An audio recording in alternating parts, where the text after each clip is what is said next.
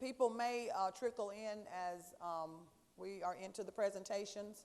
But first of all, I just want to say good morning to everybody.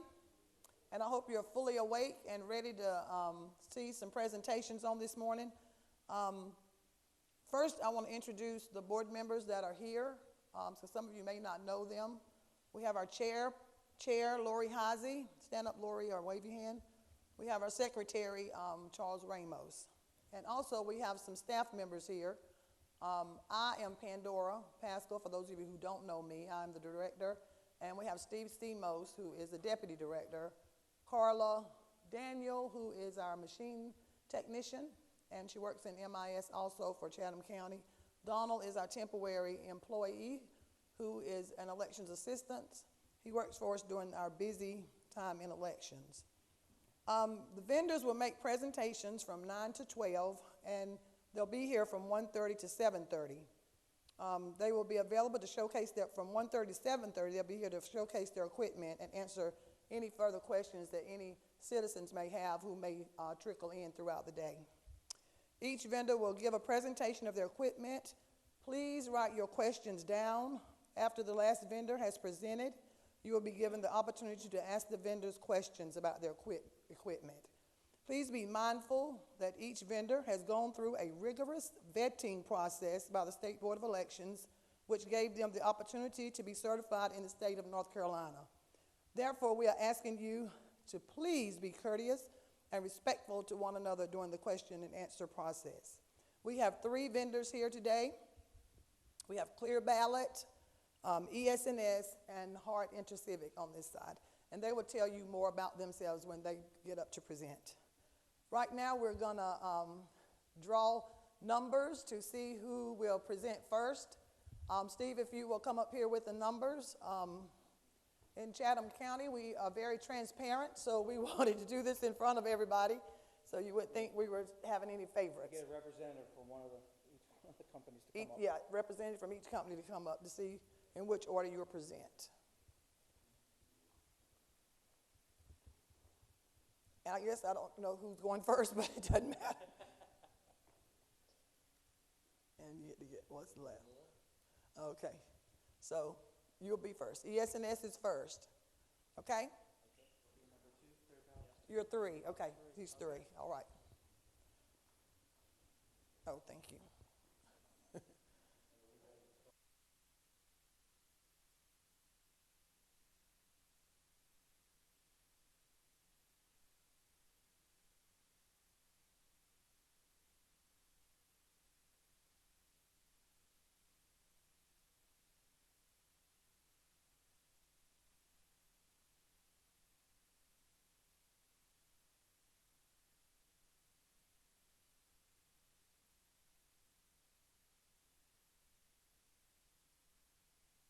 Hello, can you hear me?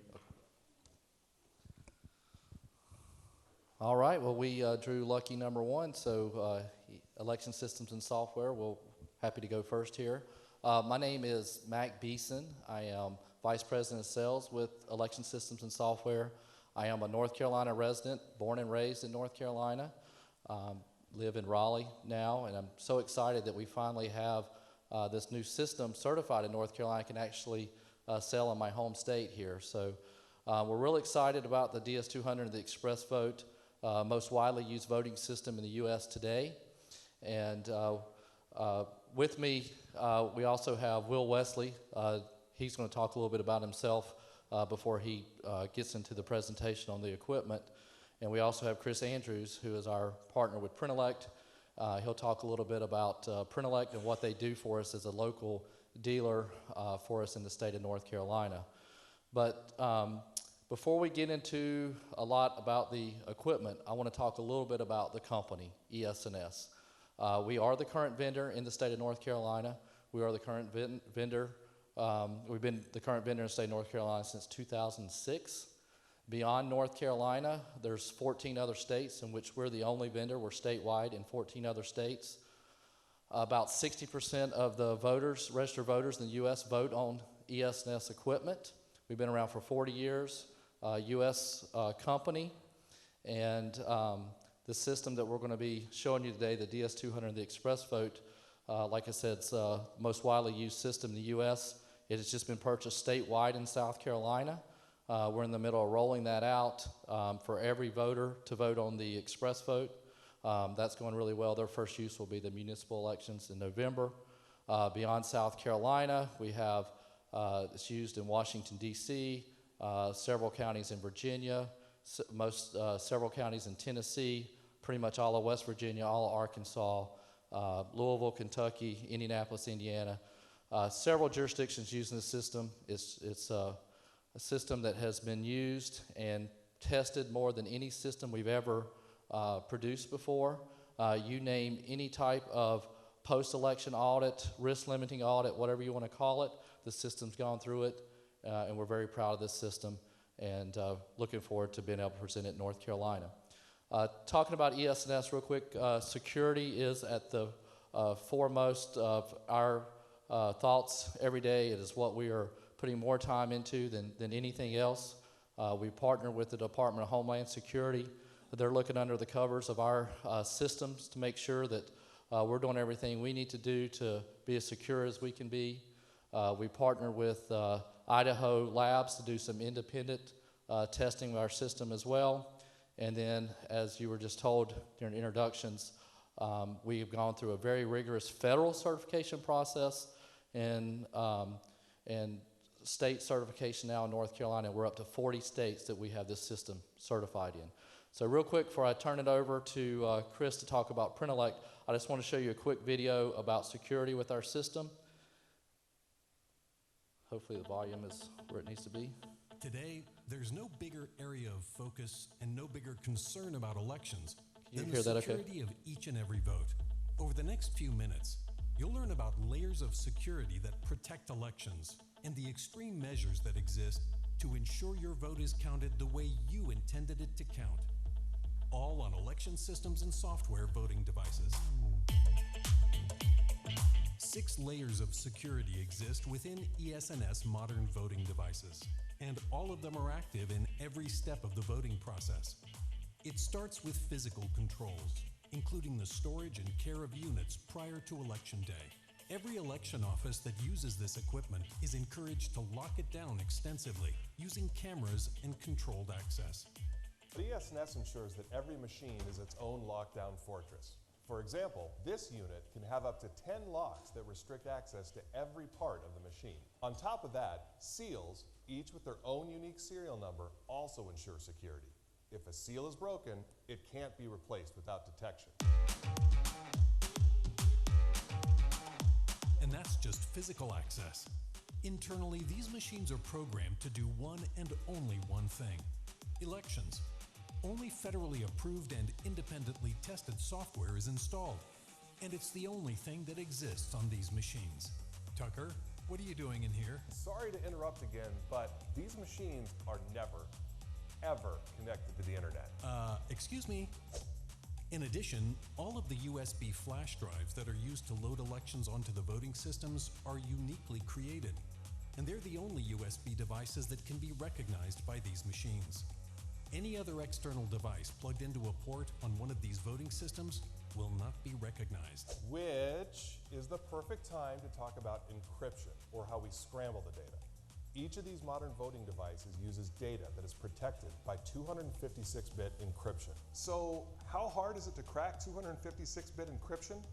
Well, if everyone on the planet, and that's approximately 7 billion people, if they all unleashed a brute force attack using today's computer technology, it would take them close to 77 septillion years. It's like 77 million times a trillion times a trillion. Let's just say it's a really long time. Tucker, we need to move this along. I get it. Keep going. Even beyond the encryption is the integrity of the data validated alongside it. The machine compares the digital signature with the encrypted election data to confirm it's trustworthy. If even one byte of data is changed, the machine cannot be used for voting and shuts down automatically. So this is the equivalent of changing just a single letter in this dictionary. The machine recognizes that tiny change and said, "This ain't happening."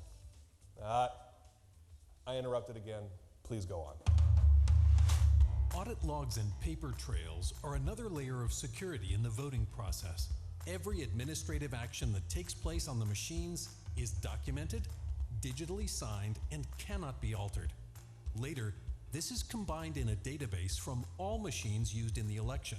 So it's possible to see exactly what happened at an exact time at a precise location on a specific machine.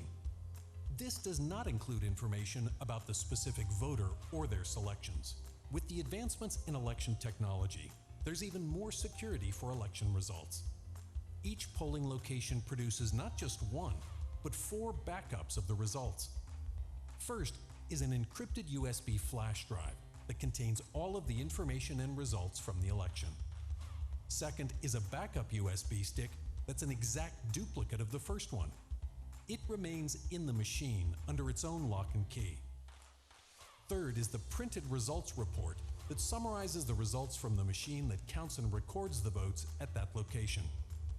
And fourth are the paper ballots themselves. The best part? After an election, all of these can be compared against one another to verify the integrity of the election. It's auditable.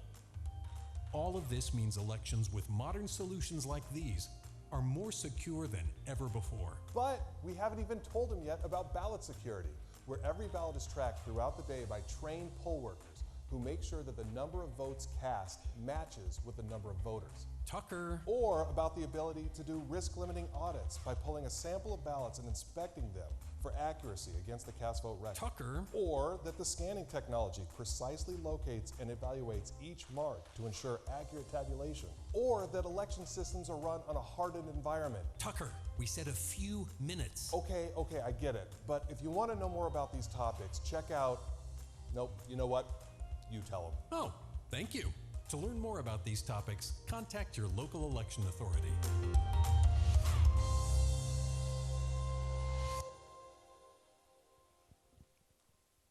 Okay, so we just wanted to take a minute to show you that video and let you know that all the steps that are involved in the security of the voting system at ES&S and how seriously we take that. On top of that, I just want to make sure I emphasize how excited we are to continue our partnership with our local vendor, Printellect, who has offices across the state. They have over 40 employees in New Bern and a dozen employees or so in the Raleigh office, which I also live in Raleigh. We got a little map over there showing the Printellect offices across the state. I mentioned South Carolina. They're helping us roll out the state of South Carolina. That's going great. And we're excited to have local North Carolina residents that know North Carolina elections helping us implement and roll out the systems here in North Carolina as we move forward with this transition. And with that, I'll turn it over to Chris to talk a little bit about Printellect. Thanks, Mac. Morning, everybody. My name's Chris Andrews. I am, as Mac said, the Chatham County representative for Printellect, who is, we are the licensed dealer for ES&S in North Carolina, South Carolina, and Virginia. And we have been for about 15 years now. I've worked with Pandora and Dawn before she left for as long as I've been with the company. I live 45 minutes away in Raleigh, and I was telling Pandora this morning, even though the drive didn't look familiar this morning, it certainly is. The fog was kind of throwing me off a little bit this morning. Just wanted to kind of echo a little bit about what Mac was saying. I think that we in North Carolina have the benefit of a partnership that puts us in the pinnacle of election success. I think the two variables that you need are purpose-built equipment for elections, and you need a support system within the state, local support with field technicians and account representatives, coding, software support, and we have that in North Carolina because of the marriage of Printellect and ES&S. Pandora and I were talking a little bit about the M100s this morning and how successful they've been, and they've outlived their functional lifespan, really, because of the maintenance that we've been able to provide to this purpose-built equipment. She could, even though she wouldn't feel safe doing it, as safe as she would when we rolled it out, but those could keep going for another cycle, I believe, just because of the way that we take care of them on an annual basis. The resource that you have to have support technical support, field techs in your office within an hour is something that you don't see across the country as often as you should. We're really in a unique situation for election success. As Max said, we have about 20, a little bit more than a dozen employees in Raleigh, and 35 to 40 in New Bern that are they're elections people. They're North Carolina residents, and they are elections experts. So there really isn't another setup that's available that's like that for North Carolina moving forward. We're a phone call away. We're just a short drive away, and we've been doing it. We know the county elections departments and their staff, and they know us. So that's just a little bit about PrintElect. We're excited to finally have the Express Vote certified. We've sold the Express Votes all over the country. Ask us if you need a list. We've got, 70,000 units in the field. So they're proven. They're trusted in some of the biggest jurisdictions across the country. In the DS200, we've converted 38 counties so far from the M100s to the DS200s. Wake County, 56 now. It must have happened yesterday. So it's a proven system. People trust us because of the experience they've had in the past with the M100s and the iVotronics for the counties that utilize those. And 56 have converted over to the DS200. And they're very happy. Some for 4 or 5 years now, and some more recently. So we're excited for Chatham County to have the opportunity to purchase the equipment that they've been ready to purchase and move on to the next chapter of successful elections in Chatham County. So with that, I'm going to turn it over to Will for a little bit more technical talk about the equipment. Well, good morning, everybody. I've got a request here. I think you had a mic. Can this mic work as well? I prefer to use this.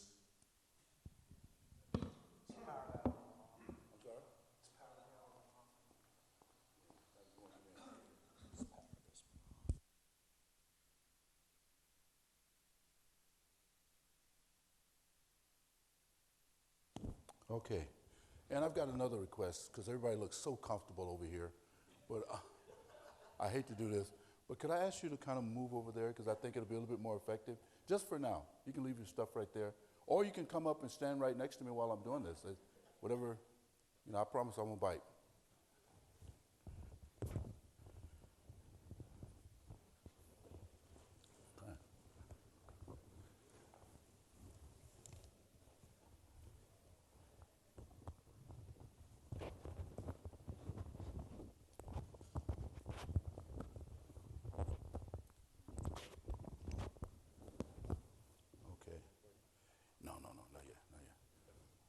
Okay. Again, let me introduce myself. My name is Will Wesley. I am the Director of Business Development for Election Systems and Software.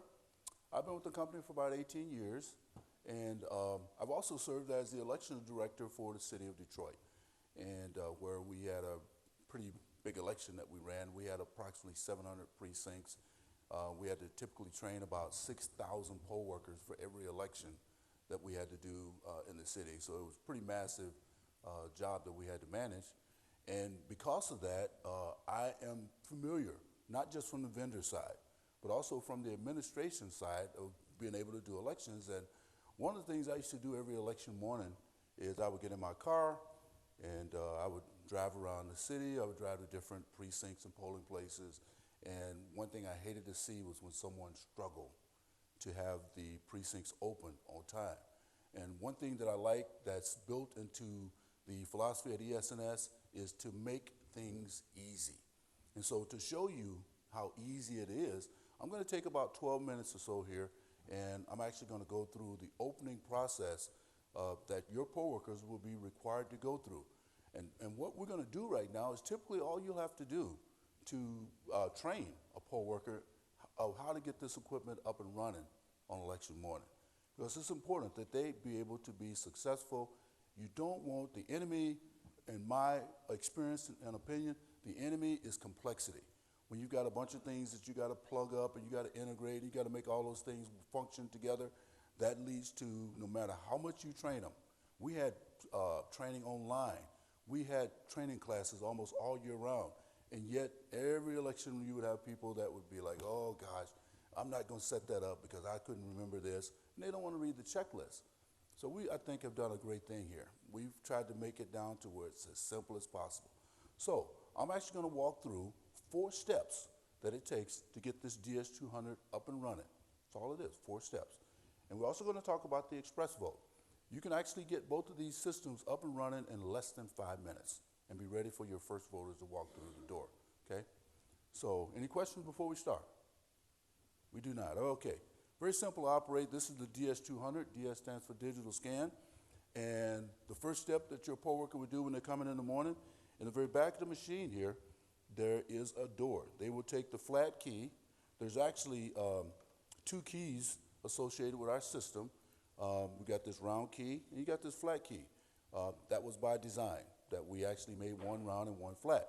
Because if you got 2 flat keys and they're missing one, they call you and you got to figure out what number's on what key and blah, blah, blah. Just simple things. But this round key right here, if you're missing the round key or you're missing a flat key, it makes it simple. So step 1, they take the flat key and they open up the door in the back of the ballot box. Inside is a power cord. If I can get Chris come over there to give me a hand. And step number 1 is to plug that. Did you guys hear that beep? Anybody hear it? You just passed your hearing test for the next year. Okay, actually that is a confirmation that there is power in that outlet that he just plugged it into, and that's very important. Because step 1, when you plug it in, you want it to have power. Step 2 is on the front right here. There's a lid that protects the tabulator called a clamshell. They will lift up the clamshell and lift the lid on the tabulator. That actually turns the machine on. There's no buttons that you got to fish around to try to find to turn it on. Simply plug it up and lift up the lid. Okay? It's going to take it approximately 3 minutes for it to boot up. While it's booting up, next thing I would do is I would walk over to the express vote if I'm a poll worker, and there is a door on the side of the express vote. You can come up and see this a little later, but you'll take the round key, same one that works with this system. You open up this door and there's a toggle switch that says off and on. You simply flick that switch up to turn it on, okay? And you can walk back over here and do whatever else you need to do. It's going to take this about 3 minutes. It takes that about 3 minutes. I've already got that one turned on, okay, so that for expediency's sake. Now, while this is still booting up, let's talk a little bit about the ballot box itself. The flat key actually opens every lock that is on the ballot box itself. You got locks where you can lock this top, you can lock the tabulator in, you got 2 doors right here. This top compartment is your emergency bin. And this is in case something happens to the tabulator, people are filling hand-marked paper ballots. The poll worker would simply unlock this door, this little lid right here, they would open it up so they can slide their ballot in. That is a separate compartment from the main ballot box down at the bottom, okay? The second thing that they will do, the second part is the main ballot box. Now, inside of here, slide back so everybody can see it, we've actually got a blue bin on the inside. This blue bin, we designed specifically for New York City. They've got 6,000 precincts approximately in New York City, and they have a requirement there that their poll workers are not allowed to touch the ballots. So, we created this so that they can actually put this on the inside. They open up these lids right here, and as the ballots fall in, they fall into this box right here, so poll worker never has to touch them. At the end of the night, they would simply close this lid right here. They take the same flat key, lock the top. There's places here where you can actually put seals on both ends so you can seal it. And because this is probably going to be a little heavy, it's actually like luggage. They can roll it out to their car, and they wouldn't have to struggle to get this thing from inside to the outside in their car. I'm going to leave this out for right now. This will hold approximately 1,800 ballots, and that's the largest ballots that we have. If you're using the activation cards, which are the smaller cards that go with the express vote, it'll hold how many, Mac? About 3,000, so it's kind of up there. This main compartment right here, it'll hold over 4,000 ballots that are the full-size hand-marked paper ballots, and probably about 1 million of those activation cards because they're really, really small, okay? So this bottom part will lock back. And there's places all around the ballot box where you could actually seal the machine with as many seals as you want. Okay, so step one, we plugged it up. Step two, we lift up the lid. It's booted up. It comes to this screen right here. This is a confirmation screen. This is a screen where the poll worker can confirm that they are actually have the right programming for that precinct or polling location. So they would confirm that here. And then down below it right here, it says it's plugged into electricity. Why do we do that? We did that specifically for this reason. You heard the beep, so we know we got a confirmation, but what if you didn't have that beep? So if I can get Chris to come over here and unplug that, if you didn't have that beep, you would simply open up this door on the top, hit the power button, it would turn it on, because it contains a battery that'll give you 4 to 6 hours of battery life. So you can boot it up on the battery, it goes for 6 hours. With our battery, the internal battery, you do not have to take the battery out to charge it. You don't need to plug it into an outside charger or anything. You simply plug the machine up and it charges the battery in 3 or 4 hours where you got a full battery. Okay, he unplugged it and you see you got the little no smoking sign right there. That tells you that it's no power in that outlet, right? So what you would do, the idea behind it is that you could actually take this, which is very easy to move around, and you could roll it to an outlet around the room till you find something where there is power, and when you do, go ahead and plug it up, it will give you the green check mark letting you know that that particular, there you go, that particular outlet does have power, okay? So it's something simple to make it easy for the poll workers to confirm that there is power. As a matter of fact, I just used it today. I was getting ready for this. We weren't sure if there was power coming out of there, so I rolled a DS200 over there, plugged it up, and it says, yes, you have power. So that's good. So step one, we plugged it up. Step two, we lift the lid. Step three, we confirmed, and now I'm gonna hit the open polls button. Now, when you hit open polls, the poll worker hits the green button that says open polls. It's going to automatically print the 0 reports. Whatever you tell it to print. You program it to print 3, it will print 3. Tell it to print 1, it'll print 1. You can tell it to print 0, and it won't print any at all, okay? But it's gonna print the 0 report, and at the bottom of the 0 report, you will have the signature lines for your poll workers to actually sign, that they verify that the report's done. Okay, and also, it prints out of this thermal printer right here. Our systems does not use any ink cartridges. It doesn't use any toner or nothing, neither one, the Express Vote or the DS200. So it's really, really easy to change the paper. It's basically drop in. You unlock this door. On the top here, gives you access to the printer, and there's a roll of paper in here. There's no spool, there's no spindle, anything that you need to put on it, okay? You simply drop it in, close the door, I just changed the paper. So it's really, really easy to change paper, okay? That's correct. Okay, so step one, we plugged it up. Step two, the reason why I keep repeating this is because all of you are gonna be certified poll worker trainers. Okay, so you plug it up, you lift the lid, we confirmed it, and step number 4, you wanna go to voting mode, okay? When you go to voting mode, you're ready for your first voter. Now, I walk back over to my Express Vote. At this point, it would be asking me for a password. You type in the password, hit OK, and you're ready for your first voter. So, take away all of my gab, in 5 minutes, you got your precinct ready for your first voter. So let's run a few ballots through. I'm going to run 3 ballots through to show you how it functions. First ballot I'm going to run through is going to be a blank ballot. There's nothing on the front or back. You can actually read this in any orientation, upside down, right side up, doesn't matter. Poll worker can't get it wrong. Voter can't get it wrong. They insert it. An important feature of this, it tells me that that's a blank ballot. So it's interacting with the voter. So the voter can correct the mistake. That's important because sometimes instead of filling in the oval, you're going to have people that's going to circle the name because they maybe get a little confused and don't know, especially if you're not used to using paper. And the voter gets a choice. You can return the ballot, fill in the ovals, or you can cast it as is. Some people don't. They want to cast a blank ballot. They just want credit for having voted, and that's fine, okay? So I'm going to go ahead and cast the ballot. Okay, next ballot I'm going to do, I'm going to vote the ballot correctly, and when I vote it, I want you to notice how quickly it's going to actually scan this and tabulate this vote. It should take about 2 to 3 seconds. In that time frame, it's actually going to scan the front and the back of the ballot simultaneously, and it keeps a digital image on the thumb drive of that particular ballot, okay?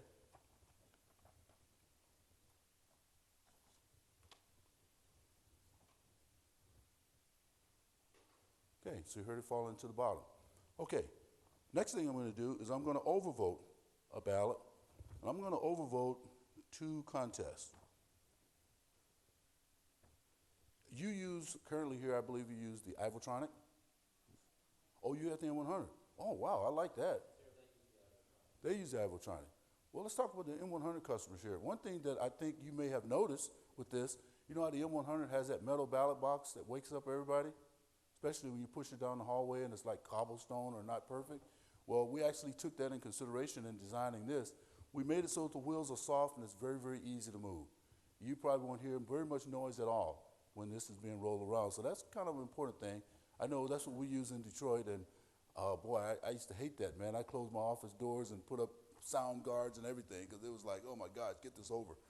Okay, so anyway, I'm gonna go ahead and insert this overvoted ballot. With your M100, the M100 would actually tell you there was 5 votes, contests that were overvoted. The first one is. It didn't list all of them. DS200 improvement, we actually list every contest that's overvoted for the particular voter. And it tells them the name of the contest. It says you chose this many, but you're allowed that many. So it's very specific to let the voter know that to correct your ballot, these are the corrections that you need to make.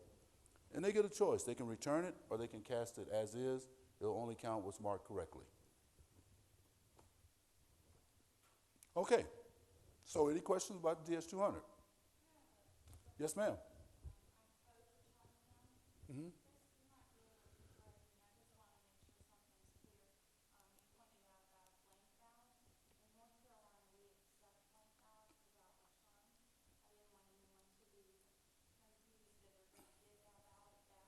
Okay. And that's fine. That is a coding option. You get 3 options when you code on any exception ballot. You can either accept it, you can reject it, or you can query. For the demo today, we've got it set up to query the voter. But if you program it and you say blank ballots accept, it won't come back. It'll just drop it into the ballot box. Let me just clarify that too. So there is an option of where it rejects blank ballot, and that's not allowed on our line. From my understanding, at least most customers are using the DS200. They do a real, they at least query the voter to let them know that it's blank, and then it can set it. So good point on the, we can't set that in North Carolina to reject the blank ballot. Okay, so a couple more things real quick here, and then I'll be done. I'm going to vote a ballot on the express vote, okay? The express vote, the voter starts off, they're issued an activation card, okay? Has a corner cut in the right, so a voter would bring this over. If they need assistance, not an issue because there's nothing on there. Nobody giving up any privacy, okay? The ballot is inserted into express vote. It kind of grabs it from them, and it's going to bring a ballot up on the screen. The express vote also is the ADA device that we have that's going to take the place of the ADA Ivotronic. And for the M100 users, I think you might be using the Automark. And so it does have the latest features that will allow a person that's visually impaired or blind to vote in private. With this keypad right here, they can control everything from the volume to the tempo. They make their selections and they can navigate through the ballot. So if you're a sighted voter, it brings your ballot up on the screen. You simply touch the name that you want to vote for and or the selection you want to make. It will not allow you to overvote. Then they hit next. It takes them to the next contest.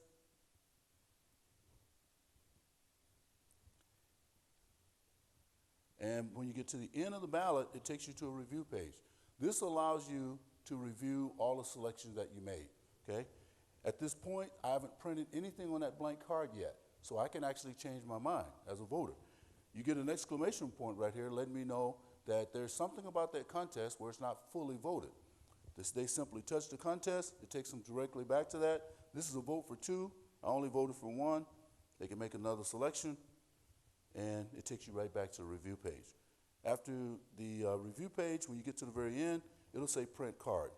At this point, all the selections that I made on the express vote are actually going to be printed on that card.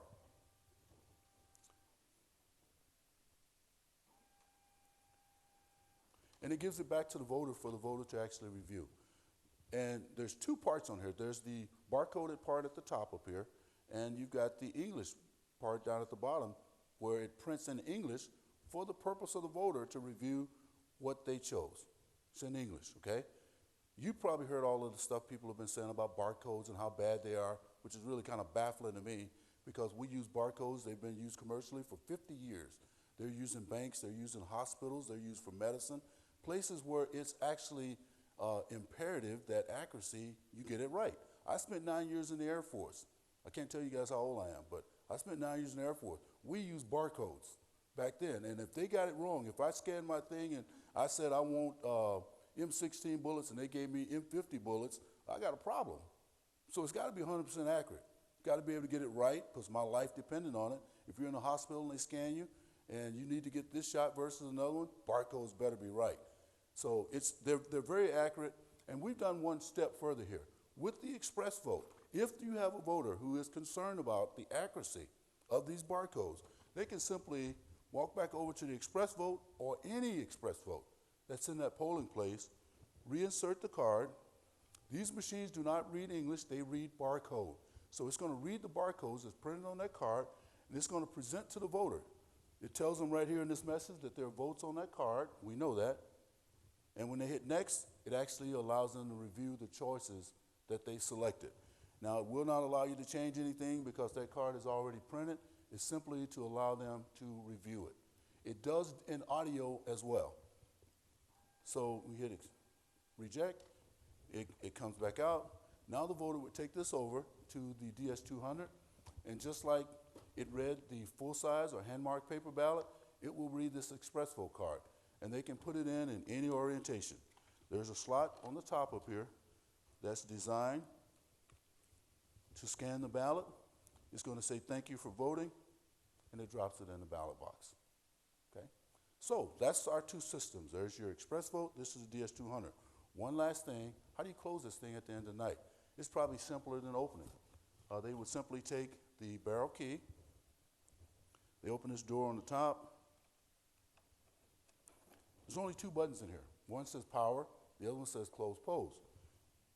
They hit close pose, they'll get a presentation on the screen that basically says confirm, are you sure?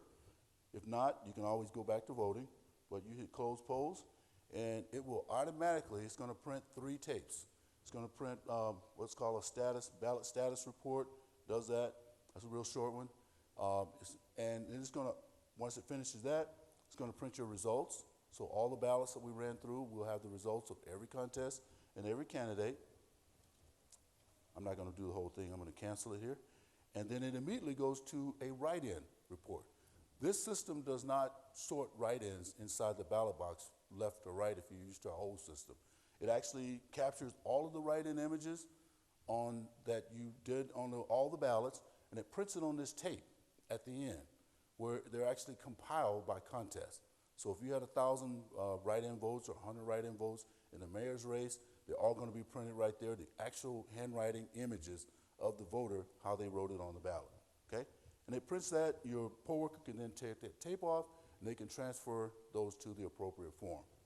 So at this point, you're finished.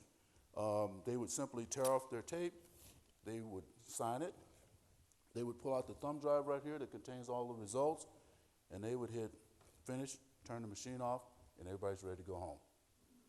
About as simple as it gets. Any questions? Yes, ma'am. So what happens after that in terms of collecting that information, the next level up? Okay, well, the tape that has the results, the thumb drive, and I don't know, help me out with this, Mac, the local North Carolina procedures here. The thumb drive, do they bring the ballots back? Yes, so typically, Mm-hmm. So they will pull that out. we talked about, this will be brought back to the elections office, and the thumb drive, you can pull the thumb drive out of this. Yeah. This, And the tape. typically put the results on the postal at the polling place, and you bring the results tape back to the elections office. You bring the thumb drive, this is read into the computer back at the elections office, which then would take all the polling location data and put it together so you could print your report for the meeting.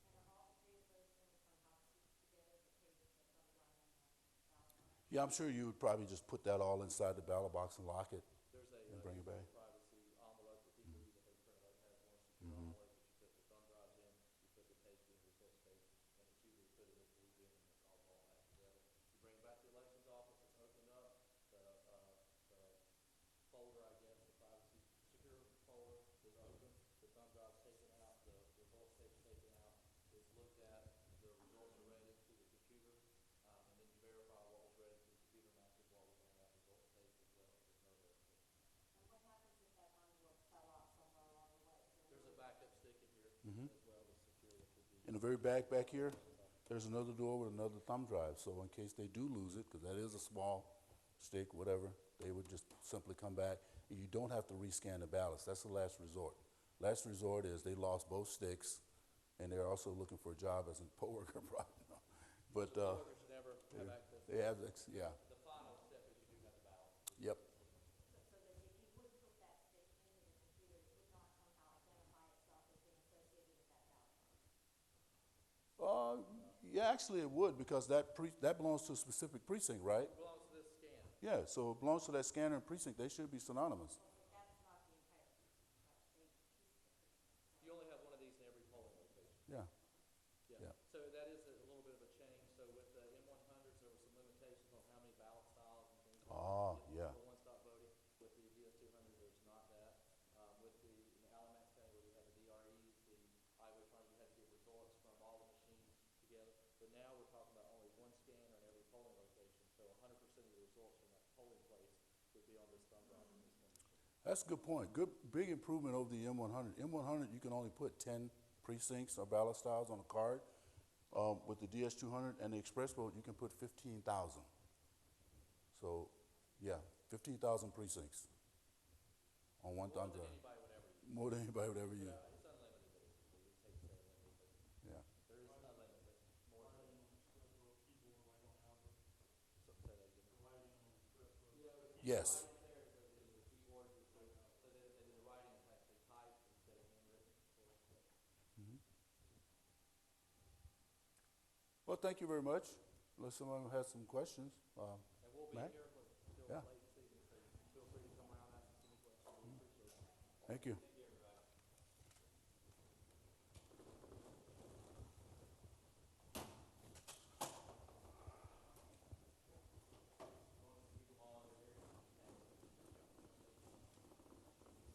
Thank you. Oh, yeah, you sure can.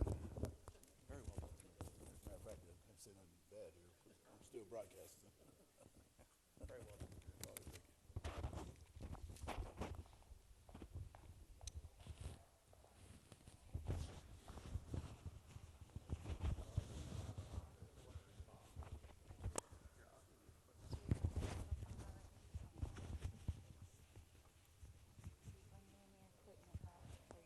I think we're just gonna ask people to turn around and look at it. I don't, it's hard to bring it up.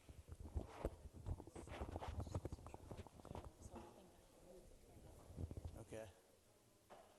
Is this working? Is this working? You're on.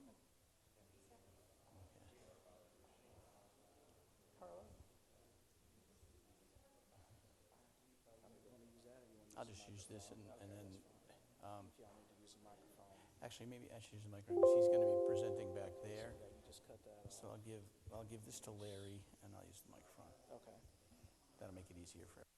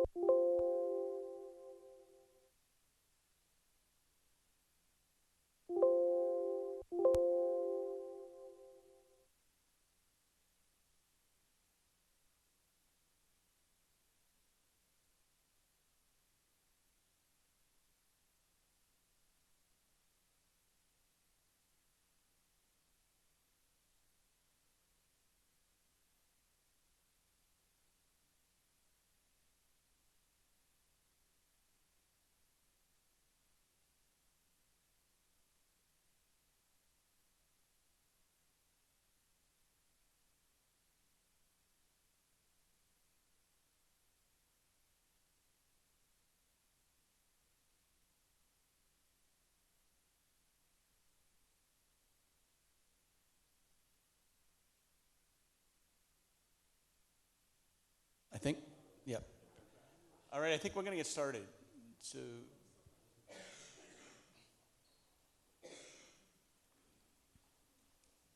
this is going to be just a little bit different because we'll be showing the equipment back there on that table. So, I'm going to do some short introductions of our company, and then Larry Calvert is going to show the equipment, assisted by Tony Corbia in the back. So, when I finish, we'll go back there, right? That way, it'll be easier. I promise to be very short, right? So, my name is Bob Hoyt. I'm the president of Clear Ballot Group. We are based in the Boston area, in downtown Boston, actually, if you've ever been there. And we manufacture our equipment in Nashua, New Hampshire. So it's sort of centered around there. So just to give you an idea, we are a little less than 10 years old. So I don't have as long of a story as ES&S does, because we haven't been around as long, right? We were founded sort of on the theory that we wanted to make elections more modern, coming out of something the equivalent of Triangle Park or a technology area. There was a host of investors that had a series of 4 good funds that they wanted to put towards making elections better. So we were founded by a man named Larry Moore. Most of our employees have been there since the very beginning. And we began as an audit company to try to learn the election space. So what you'll find out is that our technology speaks heart, it speaks ES&S, and it speaks Dominion. So we can audit all of the other systems. And we did that so that we could learn the elections industry. So we can read their ballots. We can actually, I can even verify some of the stuff that ES&S just said, because we audit their express vote and we audit their ballots in a number of states, including Florida, Maryland, Vermont, and it's pretty reliable stuff. So I don't want to, I think he had a pretty good pitch there. So we started there. We started in Florida and New York. And it was our customers in Florida and New York that convinced us to expand our audit system into a voting equipment. We started with vote by mail, and we created a vote by mail system that we then, in 2014 to 15, piloted in Portland, Oregon. Then we spread to Washington State, and now we handle about 65% of the registered voters in Washington and about 70% of the registered voters in Oregon. At that point, we decided to create an in-person voting equipment, which we rolled out in Sheboygan, Wisconsin in 2018. So we're about a year and a half into the in-person voting. The idea was to continue to build on the technology that we created, right? One of the myths that we sort of found in the voting industry is people would go out and say, you're buying something for 10 years. We don't believe that at all. If you're buying voting equipment this year, that voting equipment better be state-of-the-art in 2 years, or you should replace it, and you should replace it with something just the same way you would replace your PC, the same way you would replace your iPhone, right? Something that costs less money and something that has higher performance. And to do that, we've sort of created a culture in our company where we have a much quicker certification cadence. So we are going to certify a new software release every year and a new hardware release every 2 years. And we will replace the equipment if you want, after 2 years, if you want something better, because we know that you'll get more benefit out of it. It's sort of we did it because we just believe that if you want to keep up with security, we were commended by Homeland Security because having a very quick certification cadence makes it harder for a hacker to hit a moving target. So you'll see some of this as you look at the equipment. What you're going to see over there is the second generation hardware machine, and it's running on the current version of our software. All of our software runs on the current operating systems from Microsoft and Linux. We never put a product out that isn't on the current operating system. If you go to your PC and it says there's updates available, if you go and look at what those updates are, it always starts with security upgrades. So we make sure that we include all of that, as well as encryption and other stuff like that. But really, the whole idea behind the innovation in the product was, if you listen to customers. And with our very first machine, it was sort of unique. I was at Cuyahoga, Ohio, and right in the middle of the presentation, a woman got up, walked over, and picked up the machine. And I said, why did she do that? And she goes, because I'm tired I have to do this 150 times an election. And I wanted to see what that one weighed. When we went back, we took 7 pounds out of that machine. And it's already pretty small for a form fit, so that people could move them around. The other part of that story, which was unique, was our original machine had a beveled front side. And I only tell you this because these are the kind of feedbacks you get when you talk to poll workers, when you talk to. And I was asked, why is that beveled? I designed it, so this was very embarrassing, because I said, because it looks good. It looks a little bit like a Porsche, right? It looks good. And the guy says, but I can't stack them. So we changed the screen, made it a heavy-duty screen, made it flat, made the screen bigger, so that the poll workers could see how many votes were cast. If you look in the bottom left-hand corner, we put a new sort of funner. You know, your vote was cast, and then we allowed them to stack 9 of those together on a cart, right? Made it more fun for the voter, made it more fun for the poll worker, and certainly a lot better logistically for the people that were in the precincts. So getting feedback from our customers and being able to implement those changes very quickly is part of the DNA that our company has.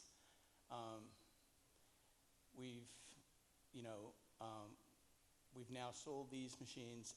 We have 12 counties in Ohio and 4 in Pennsylvania, a couple in Wisconsin, and this is the newest state that we've been invited to show our stuff in, right?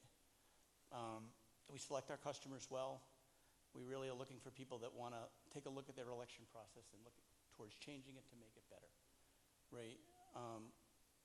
We don't have the size to service or try to, if people really want touchstone screens like this nice machine over here, you should buy those, right? Because we are an all-paper system. Full-size ballots, all paper, both with our access machine. When you vote on our access machine, it prints a full-size paper ballot. There's no difference between that ballot and what the handicapped or the people using the ballot on demand printer have, right? So we are a paper system, a voter verified paper system. So this is where we'll fit, right? So those are the markets that we try to approach. I think that what you'll find is our people, we mix, because we're growing at 300% for the last 3 years, we have one of our biggest challenges, hiring. And we try to balance our hiring with really experienced election officials like Larry, and then new young people that want to get involved in the election space, sort of the next generation of election workers like Tony, right? So that's sort of who we are and what we do. I mean, we still have a very vibrant audit business. We audit the state of Maryland, we audit the state of Vermont. We're going to make some pretty huge announcements in the state of New York in the next 2 weeks. We know that the other vendors have really quality stuff because we audit their stuff, and they run great elections too. We just have a different thought process around those elections, which is we want to make it simple, and if possible, we'd like to continue to make elections fun, right? We'd like to look at the things that you don't like about your election and try to engineer those inconveniences out of your election process. And as Larry starts to show you the equipment, maybe you'll see some of those things. There's a lot more to come, right? So what I'm going to ask you to do, because it's just a little bit inconvenient here, is to sort of turn around, because Larry's going to be demoing the equipment from over there on the table. Okay? So thank you very much for letting us come here, and enjoy the presentation.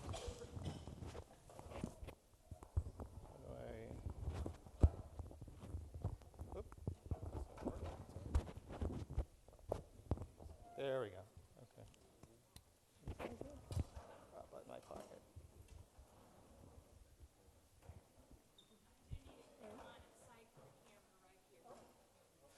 This is my good side, Carla.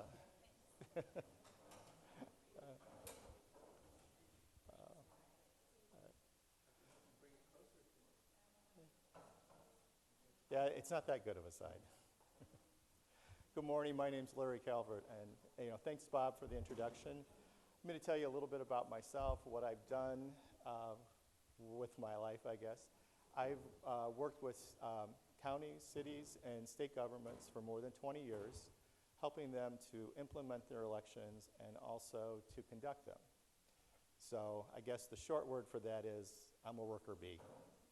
I work with the counties to do the programming, that does the ballot layout, getting everything ready for their printer, helping them with logic and accuracy if they need it, prepping the equipment for the polls, working with them on election night, opening, closing the polls, troubleshooting, as well as canvassing post-election, helping them with the reports. So I've done everything from beginning to end for the many, many years. And I just joined Clear Ballot recently, just this year. And the thing that I really liked about Clear Ballot was the technology. I liked the fact that it's a software company versus a hardware company. And the equipment can all be upgraded just via software. And it's really exciting because that portion of it then just really doesn't go out of date too much. This is our ClearCast unit, and it's an optical scan machine. There's nothing really new or groundbreaking about optical scan. We have a paper ballot. It reads the paper ballot. But what is unique about this, in this machine, it takes an image of the ballot, and then we interpret the targeted areas, and that's how we scan and count the votes. You'll notice also this particular unit has a collapsible ballot bag that's attached to the back. We have a couple of different options for that, but this is really convenient because you can put everything in your bag. It has handles, and you can transport it to the precinct on election day very easily. It comes right off the back of the machine, but it can be secured with seals so that it's never tampered with. When it's zipped up, you seal it as well. It has little kind of windows on the side so you can see the ballots as they come in. And this holds about 5,000 ballots, depending on the length of the ballots. We also have an option that is a hard case, portable, collapsible ballot box that this will sit on as well. These stack real nice so that it takes a very small footprint to store them in your warehouse. And that's usually a very, warehouse space is usually kind of an issue for everyone these days. In the morning, you just turn it on. It does a couple little beeps, lets you know it's on power. And it tells you that right here on the screen. And then it also keeps a counter of all the voters that have passed through and cast their ballots on election day. It prints out a zero report at the beginning of the day. You sign it, tear it off, or you can leave it. There's a place here so that you can leave it just like that if you want to, depending on what your procedure is. The election is stored on 2 USB drives. They're commercial, off the shelf. All of our pieces and components are commercially available off the shelf. We have 2 of those. They're redundant. There's also a hard drive in this, and then you also have the ballots as a backup if you ever needed it. Any questions about that? It's pretty straightforward with the scanning. As the ballot goes in, and it can go in any one of 4 orientations. It takes about 2-3 seconds to image it. Oh, here is one that I've overvoted. And if I want to, I can return it and get a new ballot, or I can just go ahead and submit it.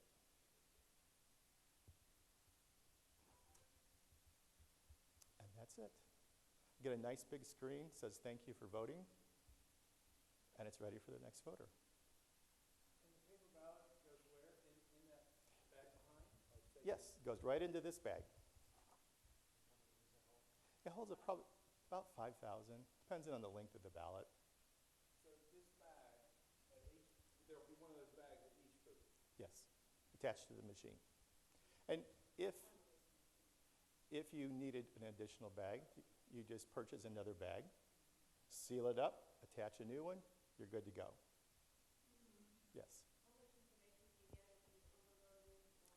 If you have overvoted, and I think I just ran an overvoted ballot through here, it will tell you that the ballot is overvoted, but it will also tell you the particular contest that you've overvoted, so that you can have that ballot returned to the voter, reissued a new one, and they can try again. You probably have a certain number of times that you can do that in North Carolina.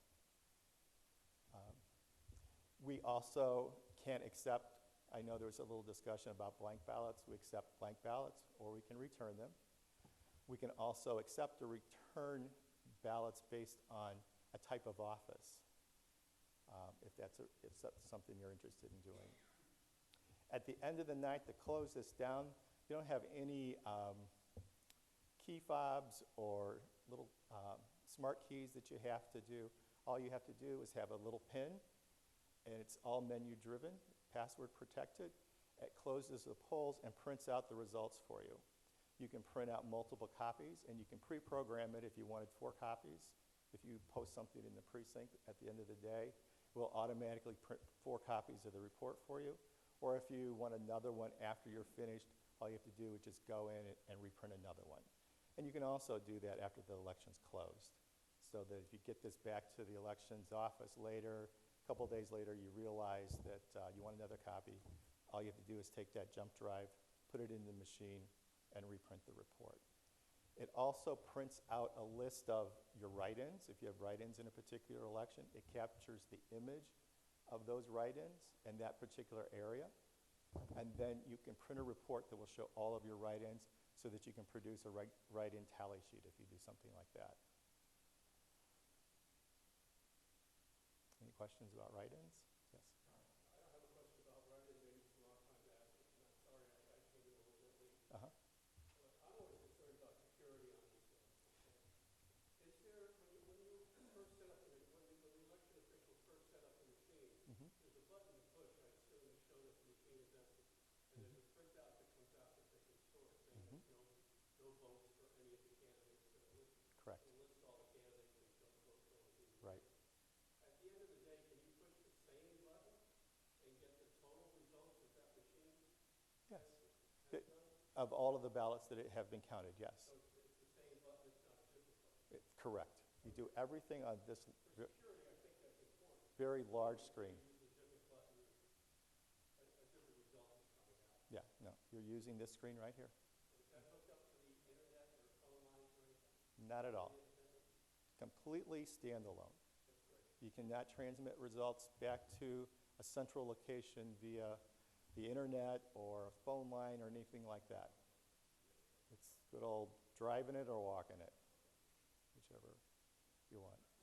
Yes. You mentioned that there's a hard drive as well as the 2 jump drives. Mhm. What's the hard drive used for? A hard drive is in case you lost your jump drives or USB drives, you could actually recover from this machine, restore those results onto 2 new USB drives, and continue on that way as well.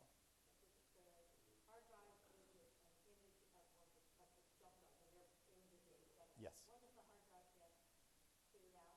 It gets cleared out the next election when you load a new election. Next election or the next time you pull it? The next time you use the machine in another election, you would clear it out. Drive stay in there? The jump drives are reusable from election to election. I'm sorry, I didn't look that far. The jump drive stays in there if you're doing early voting for 2 weeks. Oh, yes, absolutely. The jump drive just stays in there for 2 weeks. Yep. In this compartment right here, it's locked, and then many people just use a seal over that as well, because you don't need to access that to turn it on or turn it off. You just plug it in, and it starts right up. So that is meant to be able to use all of your votes from that one voting location, regardless of how many days voting is going on. Correct, yes. So you could use this in your no absentee early voting locations, and then continue on from day to day. That's the optical scan portion, but the part that I think is really unique about us is our accessible unit over here. And this is, in Chatham County, I went to the website, I saw that you use M100s and you use AutoMarks. And AutoMark, it's kind of a one-trick pony. You know, all you can do is just put a ballot in it, mark it, and cast it. That's it. Can anyone lift one? An AutoMark? No, probably not. So anyway, our accessible unit allows the voter to vote independently. It reads them the ballot. They make their selections either via a keypad or directly on the screen. They don't have to be blind to use this. There can be literacy issues. It could just be you like the contrast to be black and white or white on black, or maybe you just need to make the fonts in the screen a little bit larger. When you're finished voting, it produces a paper ballot. No barcodes. It looks just like the same ballot every other voter used in your county. And it goes through this machine. So where this gives you a lot more flexibility over the AutoMark is if you are running low on ballots on election day, you can actually use this machine to produce additional ballots. And it lets you then kind of budget a little bit better in terms of your ballot quantities that you're ordering so that you don't have to over-order, and gives you that flexibility. I don't know if you've ever run out of ballots here or not, but it's usually kind of a panic situation when you do. But the key here is this ballot looks identical to the pre-printed ballots that are used on election day. This we call clear access. Everything starts with clear. So clear access, clear cast, and the election management system that runs everything is clear vote. And the system that actually accumulates the results on election night is called clear count. Yes, sir. Is that battery backup? It is. This is good for about 4 hours.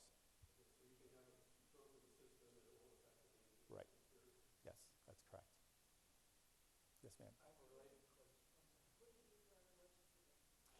For an emergency bin, some locations will purchase this bag in red or yellow, and then they have a bag that they use just for that. Otherwise, they'll put them in some type of an envelope, and then they can scan them at a later date. But that's up to you. Yes. Stepping us through the pre-programming now. Pardon me? Pre-programming now of the ballot. The software? Okay. Well, to start with, you begin just by defining, and are you familiar with your voter registration system? Do you work in a county? Okay. So you generally get your voter information from your voter registration system. And that will give you the precincts, your districts, the associations that are going to be eligible to vote in this particular election. You can start in one of 3 ways. You can do it all by hand, print out your reports from VR, start typing in your precincts, your districts, making those associations, your contests and candidates, or you can use a template that you've predefined, and then all you have to do is just kind of modify that and add in your candidates and any headers that you might need. The third option of programming your ballot is to actually import information from your voter registration system. And do you have a statewide system here in North Carolina for voter registration? Or is it local? Okay. So if you were able then to import information from your state system, it would bring in all of your precincts, all of your districts, all of your splits, all of your associations, and if there's a candidate and contest module, it would bring all of that information in for you as well. All you would have to do is tie in the headers, you generate a ballot, and you're pretty good to go in maybe just a couple hours. I just programmed a county in Ohio last week. They used an import. It took me about a day to get it all done and formatted.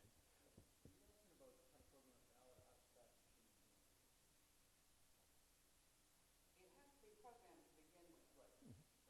And so that was what I was asking. Okay. Through all of what Yeah. you've done. Yeah, I thought you work at a county? I have, Okay. I don't right now. Uh-huh. Do you mean programming this physical machine or programming for the election? Because those are two separate things. Programming for the election. That would be, she's starting out the coding is on a flash drive, Yeah. which is what you just explained. Which is what I just explained. So once you finish that, so I'll conclude.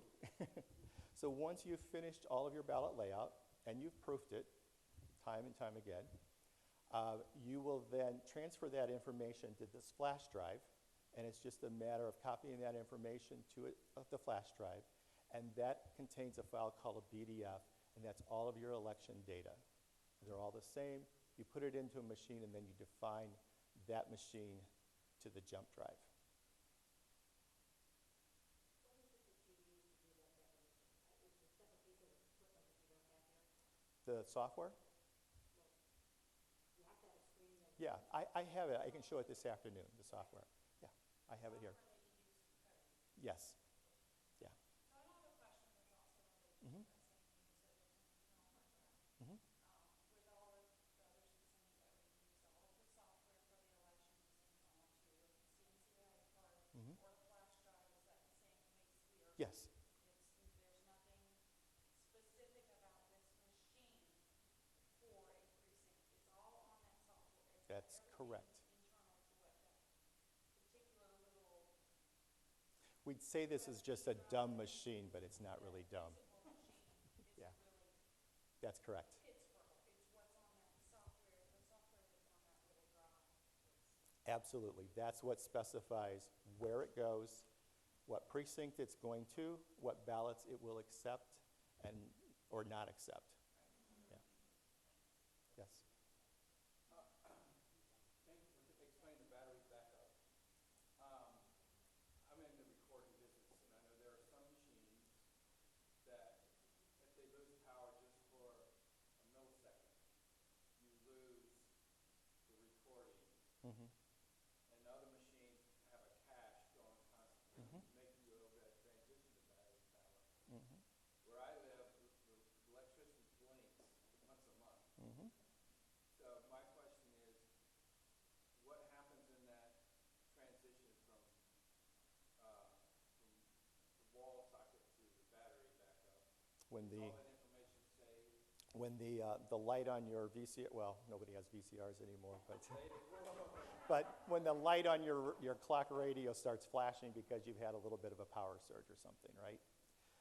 This machine actually runs on the battery, and it's constantly charging it through the electricity.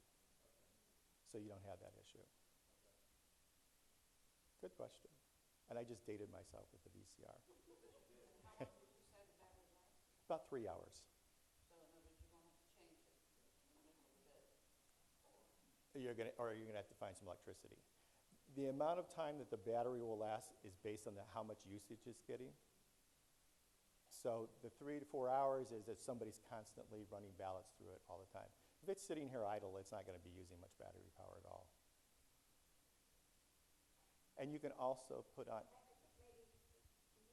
Maybe not hear what he said there. It's plugged in, so it's continually recharging the battery. So as long as you do have electricity, the battery's not going to go.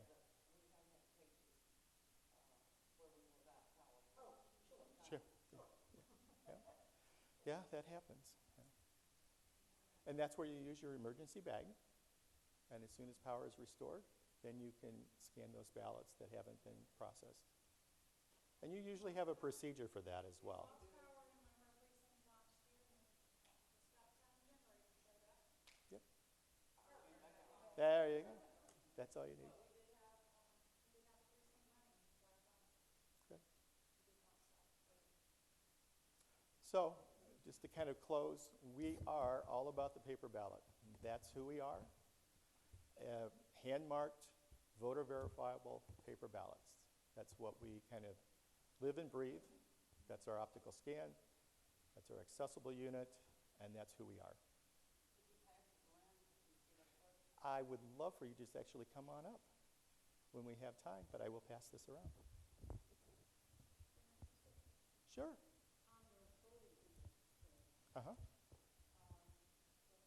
That one's already marked because I'm from Chicago. My contests and so on and so forth. Do I then have to give it to you? When you go through the process, you make your selections. You get to a summary screen, and it's going to show you the candidates that you voted for in each contest. If you change your mind, there's a back button, and you can go back to that particular contest, change your selections, jump back forward to the review screen, make sure everything's right again, and if it is, then you press print, and it will print the ballot for you. So you have multiple. I can't walk away thinking I have voted No, because you won't have a ballot. without the paper ballot. This does not count anything. This is just your interface between the paper ballot and you. So if you walk away without, no. You, yes, yes, ma'am. So I think I'm confused about how we have traditionally done things in Chatham County. Mhm. We get a paper ballot, we go to a private booth, we have a pen, we take the pen and mark our people, and then we go over and slip the ballot into the machine. Is that how it's gonna be if we choose to use this? Again, we don't speak the other. Absolutely. So there's no, have I voted, do I submit, whatever, you submit it by sticking it in the machine. And then it says, thank you for voting.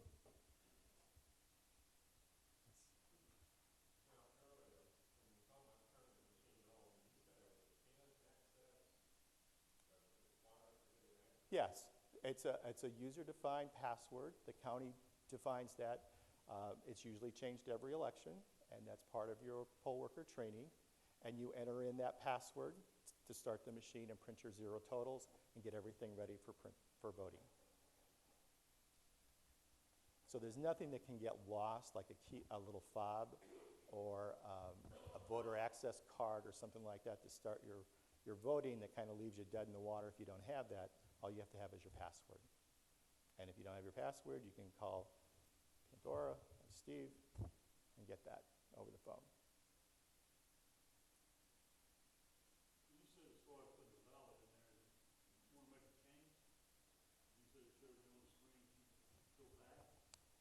Yes. Any ballot already in the machine? It goes through here, but it doesn't get deposited in the box. It stops it right here. And then you have a red button or a green button, and if you want it returned to you, press the red button, and it'll come right back to you. But it does tell you what you've done wrong. Or maybe I shouldn't say wrong, but what you perhaps might want to correct. It will, yes. And if you say, you know what, that's fine, it's a vote for 2 and I voted for 3 and I just can't decide, you can accept it and it'll take it. It's not going to count anyone for that office, but it will accept it. Yes, ma'am.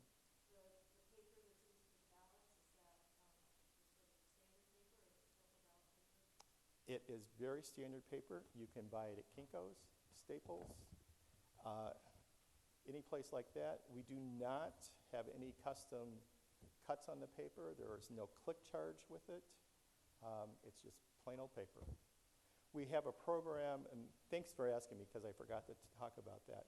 We have a program called Print Now that allows you to print ballots in-house in either batch mode or if you were walking into the precinct, you know, on your early voting, your no fault absentee voting, and that will allow you to print a ballot for a voter. So if somebody walks into the office, you qualify them through your voter registration system, you identify them as a qualified voter, they're going to be in Demo City 1A. You use our Print Now, and the interface can actually go right back to your voter registration system and print that ballot for them on the spot. They mark it, they go back to a booth, they get a privacy sleeve, they mark it, and then they just come right over here. Now, Print Now can also reside in your office, so that if you have a small municipal election with just a few hundred or maybe a few thousand voters, and you don't want to send your ballots out to a print shop, you can just print them in-house using Ballot Now. And you can get a small batch of them. Yes? I'm new, so I'm sorry if I'm Mhm. asking a dumb question. No.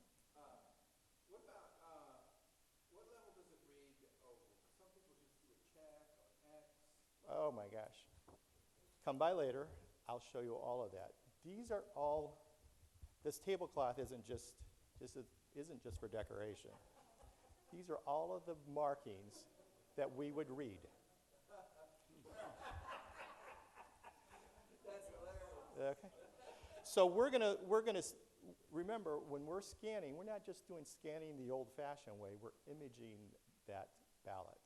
And we're taking an image of each one of these little ovals. And at the end, we're going to make a distinction, and we're going to evaluate that to see if it really is a valid mark or not. I'm sure you probably did. And then, yes, obviously. So these are all valid marks, and you can then see this is exactly what we would accept or reject, all the way down to an X or a check mark. So we've also done some machine learning inside of the software that actually looks at the entire ballot in context. So if you had circled all of the candidates rather than putting an oval in, we can determine what your intent was to vote for those people because you had a consistent marking for the entire ballot. Right? Very popular in both our neighborhoods and votes where people vote for more than one of the ballots. So if you use check marks throughout the thing, right, and some of the check marks barely touch the ovals, we can look at that inside of each individual. We don't count the ballot per se, we count the individual target contest. So we're looking at each contest. So if we know that you voted the same way in all of the contests, then that was your voter intent to vote that way.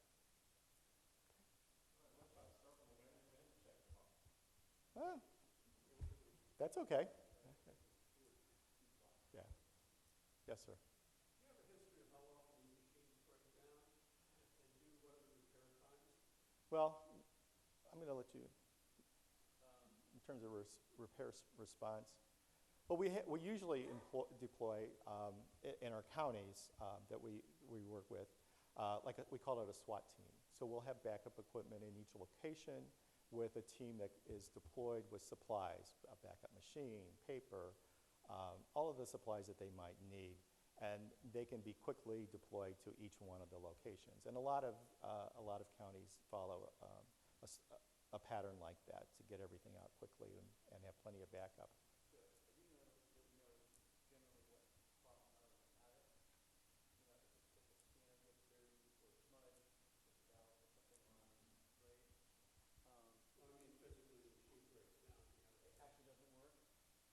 I don't know what that is. We ship, in Ohio, we ship like 2 or 3 machines for every 50 just to have them. A lot of them weren't used, but they were there, right? What we also did for the smaller counties in Ohio was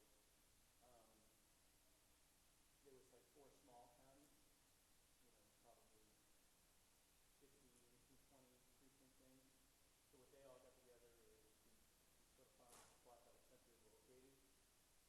They actually have one guy that programmed all the ballots for all 4 counties. Surprisingly, and he had like 6 extra machines. So. I guess my question is just repairs and stuff like that. Absolutely, yeah. Have you ever lost any data? Do you have any indication that when a machine breaks down, you've lost data? No, because if a machine should fail, everything is on those USB drives. So all you have to do is then properly close down the machine, document, that you're taking it out of service, remove the USB drives, put them in a replacement machine, and again, document the procedures that you've been given to do that, and then restart the machine, and you continue on with where it left off. Your company doesn't have a history of ever losing ballots. No. I just think that's important for the company. It is. Yeah. One vote, one machine. Yeah. Any other questions? So one machine per voting location? Yes.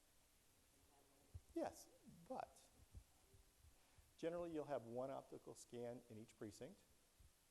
And I don't know if North Carolina allows this or not, but some states will have multiple precincts in a location. So like in a room like this, you might have precinct 1 over there, precinct 2 over there, precinct 3 over here, and 4 on this wall, each using their own scanner. But we understand and we know that the accessible unit doesn't get a lot of use, right? So you could have one accessible unit in this room that would accommodate all 4 of those precincts. Saves you money.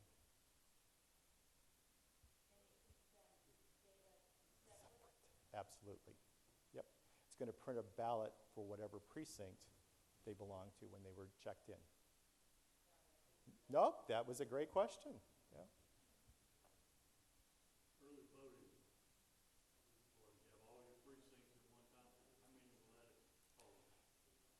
I'd like to just say unlimited, and it pretty much is unlimited.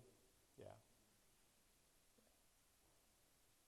Because you can use this for precinct, for 1 to 3 to 4 precincts, or you can also use this in your no-fault absentee situation, where you would have all of the precincts for the county on this machine, and it would read them. Yes. So how many early voting or no-fault absentee locations do you have in the county? 37 precincts. But prior to the election, how many early voting locations do you have? 4. So, and in those 4 locations, can a voter go to any one of the 4 in the county? Yeah. So you would program this to accommodate ballots for any precinct in your county, and voters could go right here and cast their ballot. And you get a separate set of results for each precinct when you're done. Okay, the early voting, you're using that same machine for like 17-day period. What's the process each day? Does this have a lockout feature? You can shut it down, and then in the next morning you turn it on. You go through the same procedure to start it, and it just takes off right where it left off the day before. Because you're in election mode, it's counting ballots. That's not going to change. It's all going to be stored right here. No, you shouldn't. Yeah, and you shouldn't, no. You turn it off, that's right. That's correct. Yes, ma'am. How long does it take to get the system up and running on election day? It takes about 2 minutes to start up. And, a little bit later when we break into smaller groups, I can turn it off, boot it back up for you, and you can see that process. Robert, locks down at night, Christmas Eve puts on it, some sort of blockchain and codes that can't be changed overnight, so that you know that It- someone didn't come in at 2 a.m. It- and votes for 2 hours. It, If there's no control of the sub votes overnight, mhm. and nothing in the morning, how do you know that? Well, it has a log that it keeps track of every transaction of opening, closing, and when you turn it off, it prints out a little power off report, and when you turn it on, it prints on a power off report. So a lot of people just leave those continuously on the roll.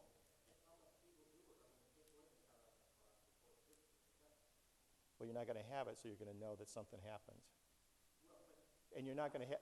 You're also not going to have the passwords to turn it on and start it up. Each one of these USBs is encrypted.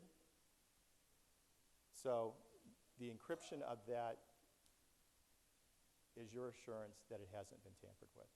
Because once the encryption has been violated, it's not going to work. Okay. Okay, back to the early voting, you shut it, just actually shut it down every day. Mhm. Doesn't print the report. How does it know you have an option on it to print the report? How does it know when you? You just do the option to shut it down.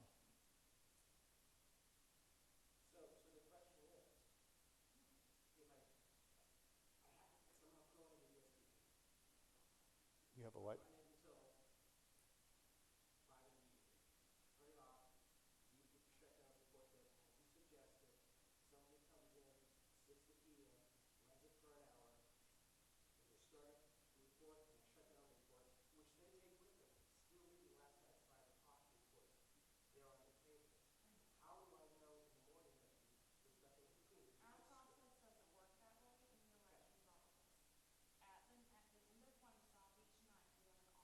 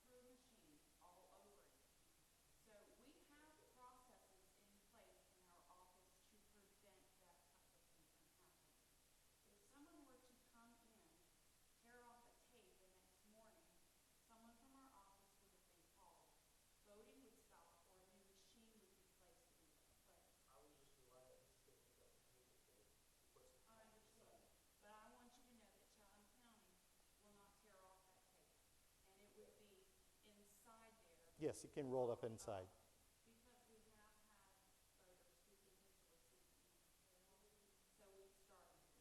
Because we have had voters who can put the receipt in, so we start taping over. The receipt, that's mine. But, so now that's got my vote on it. So we've even started like taping over it so they can't tear it off, but we have tried our very best to make sure that our processes are clean so that we don't have those things. And if you ever see something that's happening, you need to call our office because we want to stay on top of things like that. And if you have concerns, please call Pandora because, yeah, we don't want it to ever. Yes, I am talking, we're currently on the M100, Cindy. Now it's paved just like that one, but you can't really put it inside, literally. Put some tape over it and tape it down so you don't get it. And we would do the same with any other, municipal job. We try and use paint. Either don't stay in machines, the chief judge has it all day, or it's locked in a box and you know the price of it. And you physically secure everything each day as well. Can I have your attention, please? We are getting ready to start the third presentation. If you will come to your seats. Thank you very much. Thank you.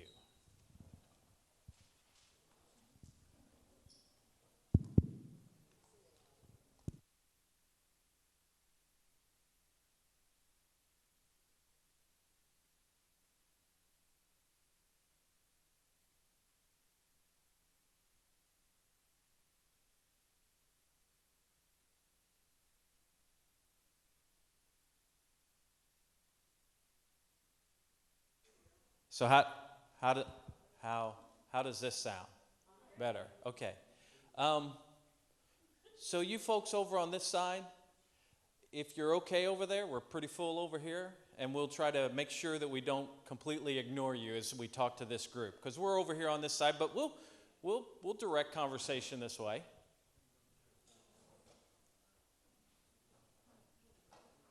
All right.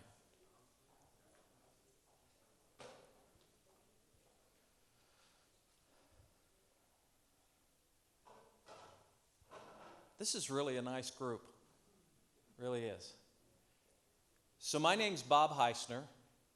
I'm the Director of Sales for Hart InterCivic. And with me today is Sean Phillips. Sean is our sales engineer. He's really the brain thrust of this conversation today. I'm here to make a few opening remarks, and then I'm going to hand off to him, and he'll drive the overall conversation. First off, let me say thank you to Pandora, Steve, Carla. We appreciate your efforts in putting this event together along with the board. We are delighted to be here today in Chatham and look forward to an opportunity to not only tell you about who Hart InterCivic is, but also tell you about our newly certified voting solution, Verity. So maybe to kick things off, I'll start off with this brief PowerPoint presentation. Who are we? So maybe before I get into any detail, by a show of hands in the group, who has heard of Hart InterCivic before today? Naturally. And you know, at the same time, it's probably the same thing for Clear Ballot and the same thing for ES&S. You really don't know a lot about who the manufacturers are of this voting equipment because the cycle by which a locality, a county goes through when they purchase voting equipment is usually anywhere from 10 to 15 years. And so a lot of people change, a lot of personalities change, and it's only until you're actually thinking about making a new purchase that you really have the opportunity to learn about who the voting equipment manufacturers are in the marketplace and what the product is that they have. So events like this are a great opportunity for not only you to learn, but also for us to share information about us as the manufacturer and our voting product. So Hart InterCivic is based in Austin, Texas. We've been in business for over 100 years. We started out as a printing company, and at some point in time, I don't know the exact year, but the city of Austin contacted Hart Civic and asked us if we could start printing their paper ballots for them. So at that point in time, that was our first step into the elections industry, printing paper ballots for Austin. And as you can imagine, as large as the state of Texas is, that became a really significant bit of business for Hart Civic. We were printing paper ballots throughout the whole state of Texas. Somewhere in the early 2000s, I think somewhere around 2004, 2005, Hart Civic introduced the HVS voting system, which was our first introduction into the elections industry from an automation perspective. Our manufacturing facility is right down the road from Hart Civic. It's there in Austin, Texas. It's about a 3-mile drive from our office in Austin to our manufacturing facility where Verity is actually built. We are an experienced vendor in the elections industry. You'll find that not only have we been in the business for quite some time, not only do we have a significant customer base throughout the country, but we also have very well qualified individuals working for Hart Civic. Many of them have come from the elections industry themselves. But I think that's not unlike most of the companies that are doing business, not only hoping to do business here in North Carolina, but across the country. For what it's worth, we're all interested in having successful elections. The most important thing to all of us as manufacturers are that you are successful in your elections. And we all share that same common goal. We're innovative. And Sean's going to speak to that in a few moments about our product development, not just with Verity, the system we're showing today, but also about our historical innovation in the industry. And then lastly, we're very, very customer focused. And that's important. Every year we do customer satisfaction surveys so that we can learn from our customers the things that we're doing right and also the things that we're doing wrong. And believe me, from time to time, we're going to stub our toes. But it's what you do after you have a mistake that really proves where you are at as far as a solution provider. This just gives you a visual of where Hart Civic is currently doing business. We do business in 18 states, and those states are covered by the dark blue states on the map. Verity, our all-new voting system that we have just recently had certified here in the state of North Carolina and that we're going to show you today, is currently in, I believe, 14 states right now. We have 2 statewide systems in Oklahoma and Hawaii. And then, of course, we have thousands and thousands upon thousands of voting devices in the marketplace. You don't see Hart in all 50 states, and quite frankly, I don't ever envision Hart Civic being in all 50 states. Our objective is to make sure that we have controlled growth, and by controlled growth, our primary objective is to perform successful elections and have successful customers. And we know that through controlled growth, we can make sure that we're no bigger than what we can support and make sure that our customers have successful elections. I spoke earlier about our customer satisfaction surveys.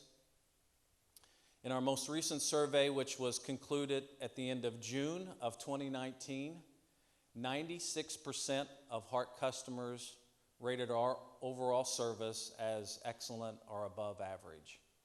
And 95% of Hart customers would recommend us to a colleague as a solution provider. That's significant to Hart, because what we know is that in order for us to grow as a company, we have to have a great product and we have to have great customer service. We know that they're not making any more counties throughout the country, so every county in the country is utilizing a voting system. And for Hart to actually do business in new counties, we generally have to have a great recommendation as far as a service provider. So this is something that we're very, very proud of.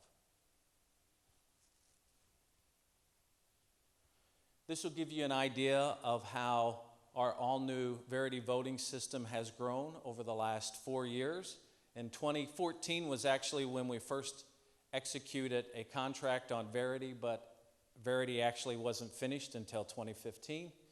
You can see now in 2019 how the Verity tree has grown with customers. We now have 128 Verity customers in 14 states, servicing over 7,000 precincts and over 9.5 million voters voting on the Verity voting system. So at this point in time, I've given you a little bit of background on HEART, and I think that's important for you to know. And the reason for that is that ultimately, you will make a decision as it relates to not only your next voting solution, but whether or not you stick with your current vendor or choose another vendor to do business with. And it's very important to know that if you choose to do business with someone else, HEART has a history of service. HEART will continue to service our current customer base and will be in a position to service our growing customer base here in North Carolina. So you can rest assured that we're here not for just today, but we're here for tomorrow and the future in North Carolina. Thank you. Sean? Take the clicker. Good morning, everyone. Can you hear me okay? Great. So I want to do a brief run-through and overview of our system. I am going to stay on the PowerPoint here for a little while. I'll also reference the equipment that we have up here. But I think I'm going to take the opportunity to kind of give the high-level overview, and then because we're the last presenter, us and every other vendor will be open for you to spend as much time as you need getting in-depth, hands-on experience with this equipment, and we really encourage you to do so. So I've been with HEART for about 15 years now, and I started as a trainer training poll workers on our legacy voting system, which was the HEART voting system. And now, as I've transitioned into my sales support role, I come out and I talk all over the country about the Verity system as well. So I think the best experience that you're going to have with this equipment today is to come up and get hands-on experience with it when we're done. But having said that, we want to give you a high-level introduction to it, kind of show you the differences between the machines, and highlight some of the differentiators that makes our system unique from some of the other systems that you've seen here already.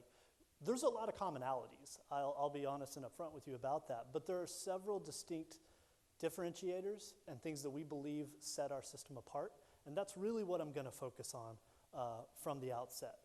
I will set the kind of the foundation of this is a paper-based system. Voters will get a paper ballot. They will mark it with a pen at a privacy booth, and they will take that marked paper ballot and put it through our precinct-based scanner.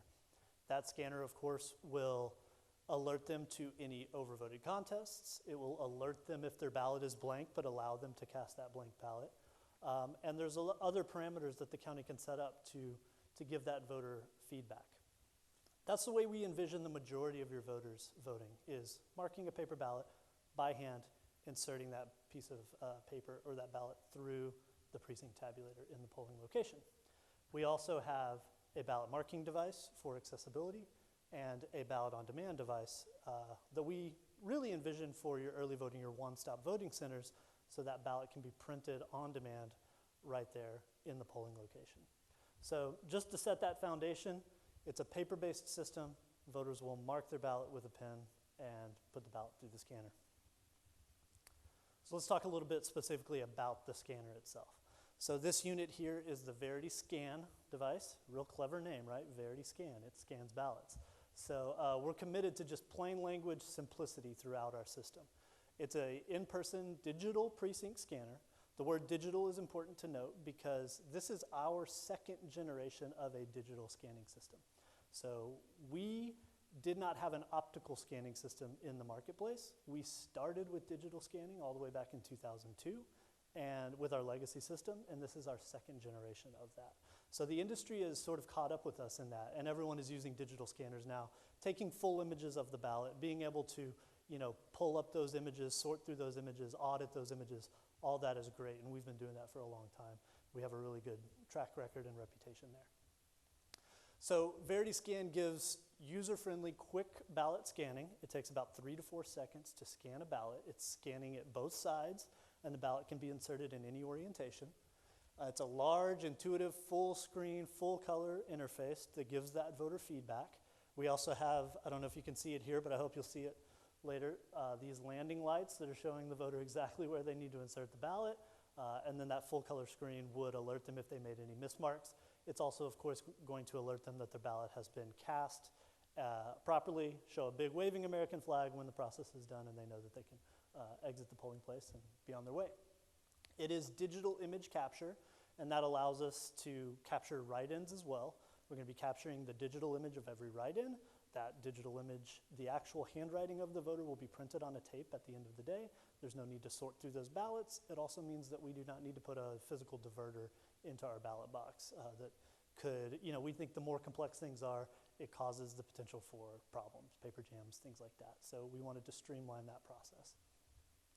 Here's a few screens, just because you'll see these when you come and get hands-on experience, but just kind of wanted to show you. Large, easy to read, voter-friendly screens that show the process as it goes through. Notice here at the bottom, I'm going to see if this works. We've got time and date. Also, more importantly, is the ballot counter and the sheet counter that is always voter-facing. So you'll always know how many ballots have been scanned and how many sheets have been scanned. 99% of the time we want that to be the same, but if you have to have a multi-sheet ballot because it's very, very long, we want the county to be able to avoid that if at all possible. We've got many, many weapons that we can deploy to make sure that doesn't happen, but the system will accommodate multi-sheet ballots as well. And then you've got really good indicators here for battery backup status and AC or wall power status as well. So if one of these things is not properly there, if the battery backup isn't installed, or if maybe as a poll worker you've plugged it in and you think you've got AC power but you don't for whatever reason, the power strip is not turned on or something like that, it's going to alert that poll worker that that situation needs to be remedied. So large, intuitive, easy to read, full screen, full color interfaces. The next device that I want to bring up is our ADA, our accessible device, which is the Verity Touch Writer. So the Touch Writer is a accessible ballot marking device that gives voters with disabilities the ability to mark their ballot using a touchscreen interface, using headphones and a tactile controller, so that that voter with any disability, whether it is cognitive, whether it is visual, whether it is a physical disability where they can't actually mark a paper ballot, they can use a dialing wand, they can use sip and puff, they can use jelly switches. All of those things give that voter the ability to mark a paper ballot. And we printed one up here earlier. And this is a key differentiator that I want to point out between some of our system and some of the other systems, is that the ballot that that voter gets is identical to the voter, to the ballot that a voter got when they would mark it with a pen and paper. So there is no discrepancy or segregation in that voting process for that voter. So if you have a situation, and we see this all the time, all around the country, where maybe there's only one voter who needs to use that ADA accessible machine in the polling place, if that ballot looks different than every other ballot, you know exactly how that voter voted. So we see that all the time, and it's actually, in several states, they've actually outlawed that it cannot be different. It has to be identical, and this solution meets that. I'm getting a little ahead of myself before I go through the points, but we do have one thing that we did bring over from our legacy system. Now again, this is an all-new system. We didn't just bring forward new components or tack on new features to old stuff. We decided to start from the ground up with the system. But one thing that we did bring was the wheel, so the accessible wheel. And that's an award-winning interface that we've gotten a lot of praise from disability advocacy groups, things like that.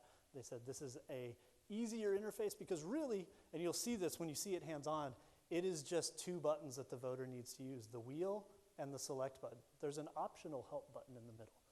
2 buttons is much easier to learn than having to learn a dozen buttons for page next, page back, volume up, volume down, contrast this, select, deselect. Our interface for accessibility is much streamlined and easy to use. I mentioned it prints a fully marked ballot from blank stock.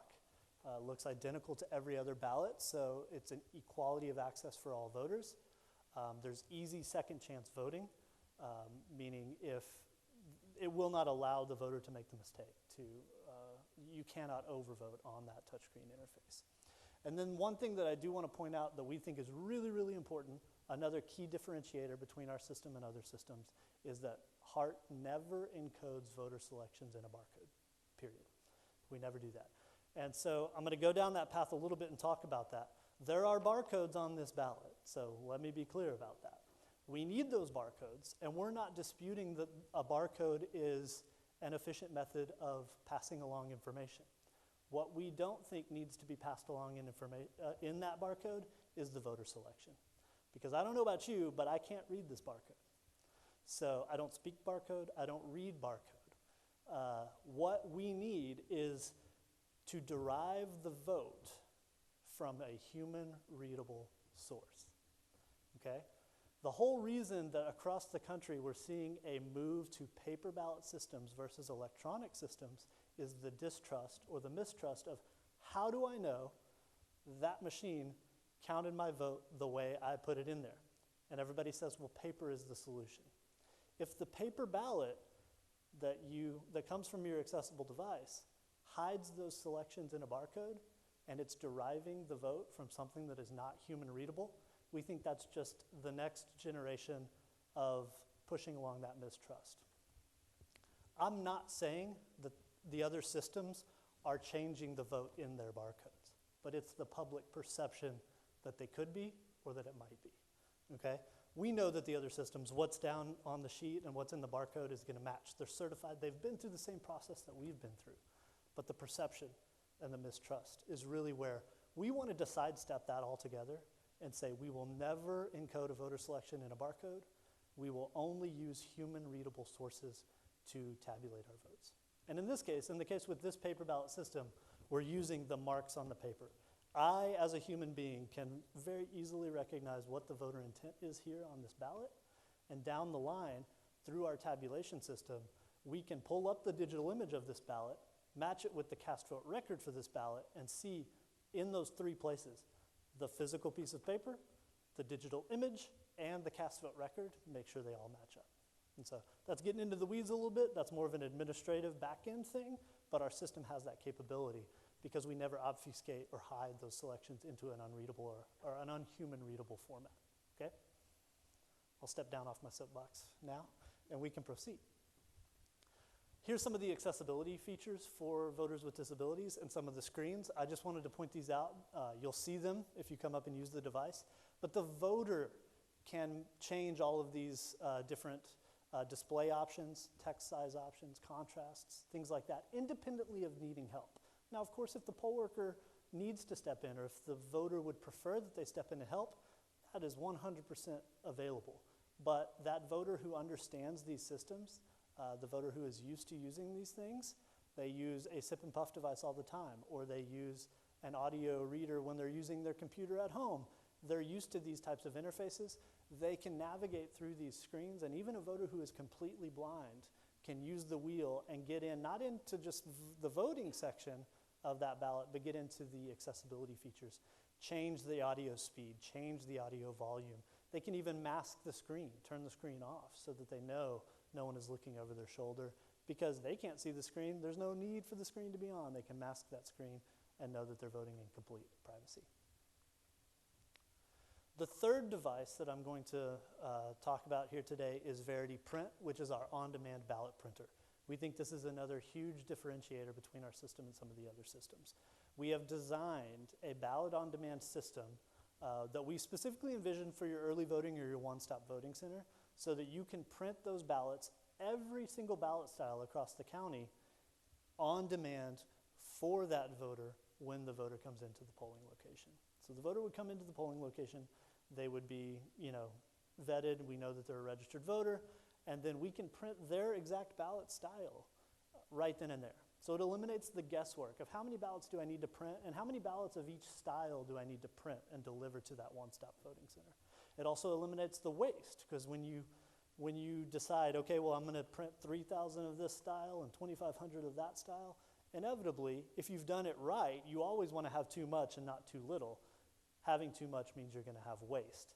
And because we're printing these ballots on demand from blank stock, it means that that blank stock can be reused every election. This is a non-proprietary ballot stock. You can get this paper anywhere. We publish the specifications for that. It's just 28-pound, 92 brightness paper that you can pick up at any office store. So this is low-cost, on-demand ballot printing. You can print individual ballots or quantities of up to 100. We can automate the selection of the ballot style. If you have some sort of voter registration check-in or poll book that puts a barcode for that voter's ballot style. Again, I'm talking about barcodes. We use barcodes, but we never put voter selections in barcodes. We can use that barcode to scan their voter registration slip or ticket, and that will automate the process, and we know with 100% certainty they're getting the right ballot style printed on demand for them, versus the potential for human error. If you handed out the wrong ballot, potentially that voter could be voting in jurisdictions that they're not supposed to be voting. And then it prints unmarked ballots, of course. They're blank ballots when they come out of this system. And the other key thing about this is without any click charges. So without any click charges. So a click charge means per click, how many ballots, you know, and we just use that term of every time you click it, you're getting a ballot. Some systems, they come in after the fact, they come in yearly, they audit your machines, they say, you printed 9,000 ballots over the past year, here's your bill for charging that. Not with ours. You buy our system, you can print as many ballots as you want. The only thing you're paying for is paper and toner ongoing. So 0 click charges there. The other thing that I would mention, it's not up here on the screen, but a real key component or thing to consider about the ballot on demand system, because there are other ballot on demand systems. This is the only one that is designed for poll worker use. So this is not a laptop and a keyboard and a mouse and connected, you know, to a big printer and intimidating. This device is identical to the other devices that you're going to set up in the polling location. So that leads me to kind of my, oh, and here's just some screens just to show you. Sorry about that. Just, you're going to issue a ballot, choose the voter's precinct or ballot style, and then you can set the quantity and print the ballot. And of course, it's tracking all this. How many ballots were printed? You're going to see those reports right then and there on the screen, and there's a ballot counter that shows you how many ballots have been printed. All of this leads into one of my other differentiators or big points that we want you to understand about this system is it is a common platform. So what we mean by that is you will see, I hope you can see the device we've got closed up on the floor here, and it was our first slide that you saw. Our design goal was a common platform, and even though the 3 devices that I mentioned to you so far, the precinct tabulator, the accessible device, and the ballot on demand printing device, they all come in that suitcase style design. So we agree, it was brought up earlier, that we think the enemy of the setup is complexity. Totally agree. The common platform means that as a poll worker, you only need to learn one device. The way you set up the precinct scanner, the way you plug it in, turn it on, get it ready to go, open the polls, is identical to the way you set up, plug in, turn on the ballot on demand device and the accessible device. It also means that they have shared components, parts and pieces. So if we're all humans, right? Things happen, we make mistakes. If a power supply was not delivered to a voting location, you don't need to say, well, is it the power supply for the scanner or is it the power supply for the ADA device? If you need to run a battery out, is it a battery for the scanner? Is it a battery for this? Any of those components, it's all the same. You say, give me a power cable, give me a battery. It also means that if something were to happen, again, if the device were dropped, broken in some way, the common parts and pieces means that we have a really good supply chain and we can just replace the piece that needs to be replaced based on the overall supply chain of the equipment. It also means we can convert the equipment. So you buy the system now, we envision the lifespan of the system to be 15 years plus. If voting changes, things change, right? Legislative changes, process changes, things like that. If the way you're voting looks significantly different 8 years from now, 9 years from now, 10 years from now, we can convert these devices to be something else. So say you have too many ballot on demand machines, you need more accessible machines, or you need more scanners. We just change out the component. And instead of having to buy a whole new device or totally change your system, we just convert that device to meet the changing needs. So it's a really nimble and robust and adaptable system because we know things are going to change. I don't imagine that voting here in Chatham County is going to be the same now as it is 10 years from now. I wouldn't expect that. So you need to have a system that's going to be able to adapt and grow with you. So compact, lightweight devices that are ready for the most challenging logistics that you're going to face. So one of the things that we like to talk about, mostly just because it's a fun place to be, but our statewide solution in Hawaii. We have to have really, adaptable, flexible processes and procedures there because we're dealing with earthquakes. We had a volcano cut off the road to a polling location, so we needed to helicopter in equipment. So how do we helicopter in equipment if it's huge? So I'm not saying that that's the situation here, but more real world scenario for you is when you have collapsible, compact, lightweight equipment, maybe you can cut your warehouse space by half or more. When you have collapsible, lightweight equipment, maybe you need 3 trucks to make your deliveries instead of 10. So those are the real world examples of efficiencies that we can bring with this system. I do want to talk about security. It was brought up in another presentation today, and I applaud that. We really, really believe in, they called it layered security. Great term. We use kind of the same thing, but a little different, defense in depth security. So my point here, and I'm going to go off on a tangent again for about 5 minutes, but my point here is to kind of beat you over the head with our security practices because a lot of people talk about security at a very high level, but we want to just kind of walk you through how we do that.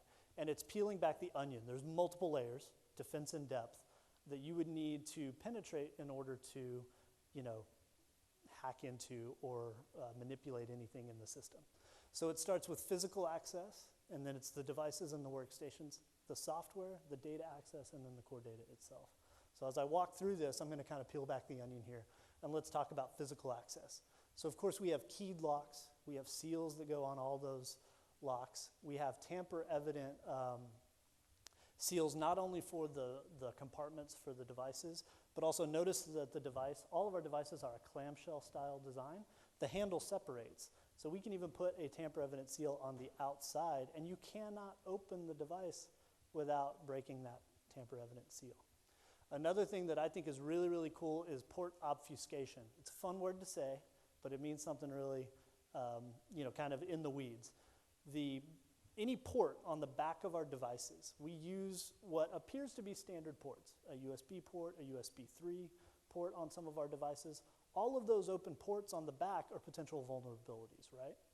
So even though it appears to be, oh, that's a USB port, I could plug in my USB stick, we use non-standard wiring on that. So if you were to plug in something, it shuts down that port because it doesn't recognize our wiring structure. So some systems just say, well, just put a tamper-evident seal over that. And that's a good practice, and we do that too, but we don't think that's enough. So the port obfuscation really means a lot. It goes a long way. And then, of course, you've got people and procedures. The video you saw earlier was great. It showed building access, badges, making sure you're signing in. There's people, that's the first layer of security, really, is making sure that you're running a really tight office as far as security practices. As far as the workstations and devices, we do threat modeling. We actively farm out to have people try to hack into our system so that we're not just operating in a silo. We want to make sure that we're not missing anything. We're not, drinking the Kool-Aid, so to speak, that we haven't missed anything there. We also use a custom Windows 7 embedded operating system. So do not think of this as Windows 7. It's embedded, Windows Embedded 7, which is for industrial applications. And we've worked with Microsoft to strip out all the components that we don't need. So attack surface reduction is similar to if you build a house with fewer doors and windows, there's fewer ways to penetrate it, right? So we want to install an operating system that we've stripped out all the components that we don't need, so there's less vulnerabilities, there's less points of access into that system. All of our systems are kiosked, so when you turn on any of our devices or you turn on any of our computers, you don't go to the desktop, you don't have to fire up the application, you cannot reach that. It goes directly into the heart voting system.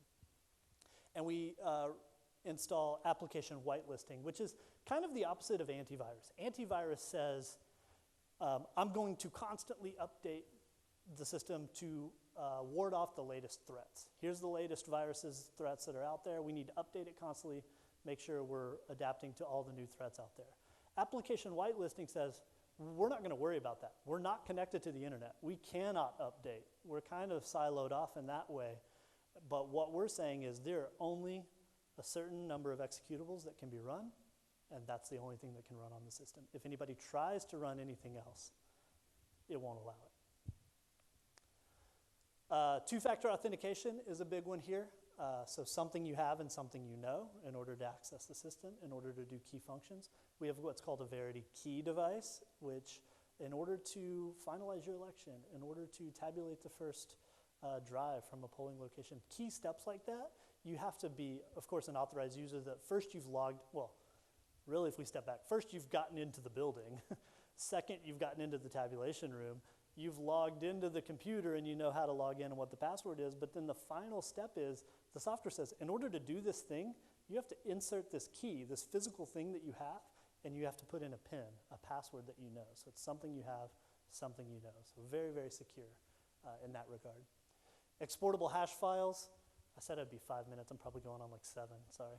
But exportable hash files exist on all of our devices. If anyone ever questions, how do I know that that hasn't been changed? How do I know that you're running the exact certified system here in North Carolina? There's a button in the device. You can press that button and it dumps a hash file. A hash file is just a string, a very, very long string of alphanumeric characters. It dumps that file, and you can validate that file against what the state has on file to say. This is the fingerprint. This is the signature that shows me this is the certified system.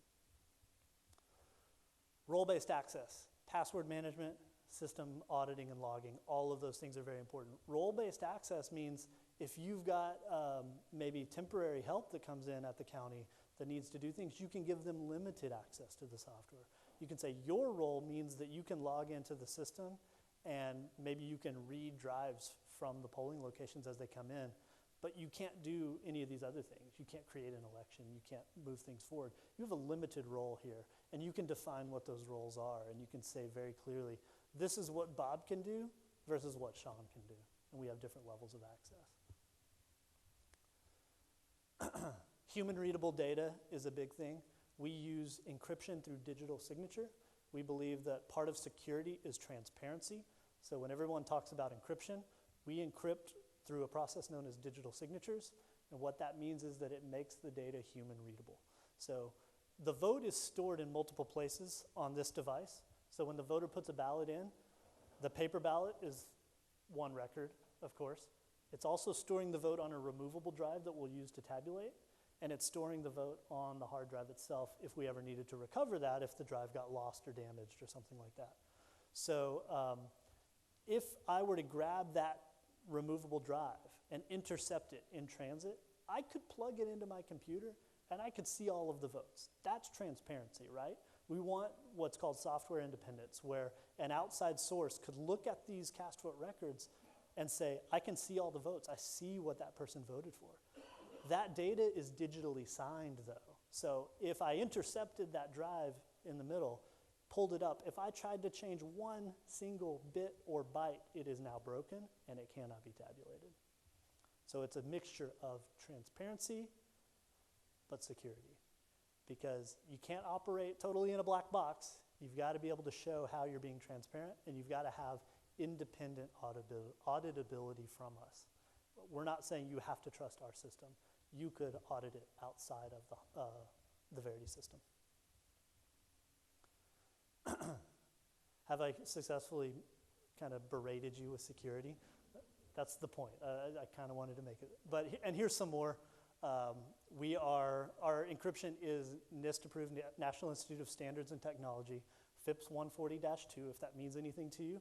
That is a very high level of encryption. Tamper evidence, the digital signature gets broken, the software will not accept. And non-repudiation means that because of all these building blocks of security that we've put in there, no one can deny that this is accurate data. That's a key component of it as well. And the last thing that I will mention is, of course, the air gap. You've heard it from everyone. But this system, of course, is never connected to the internet. There are connected things on the front end for voter registration and potentially e-poll books. We carry that over the gap to the Verity system, is never connected to anything. We don't send out scanners that have modems installed.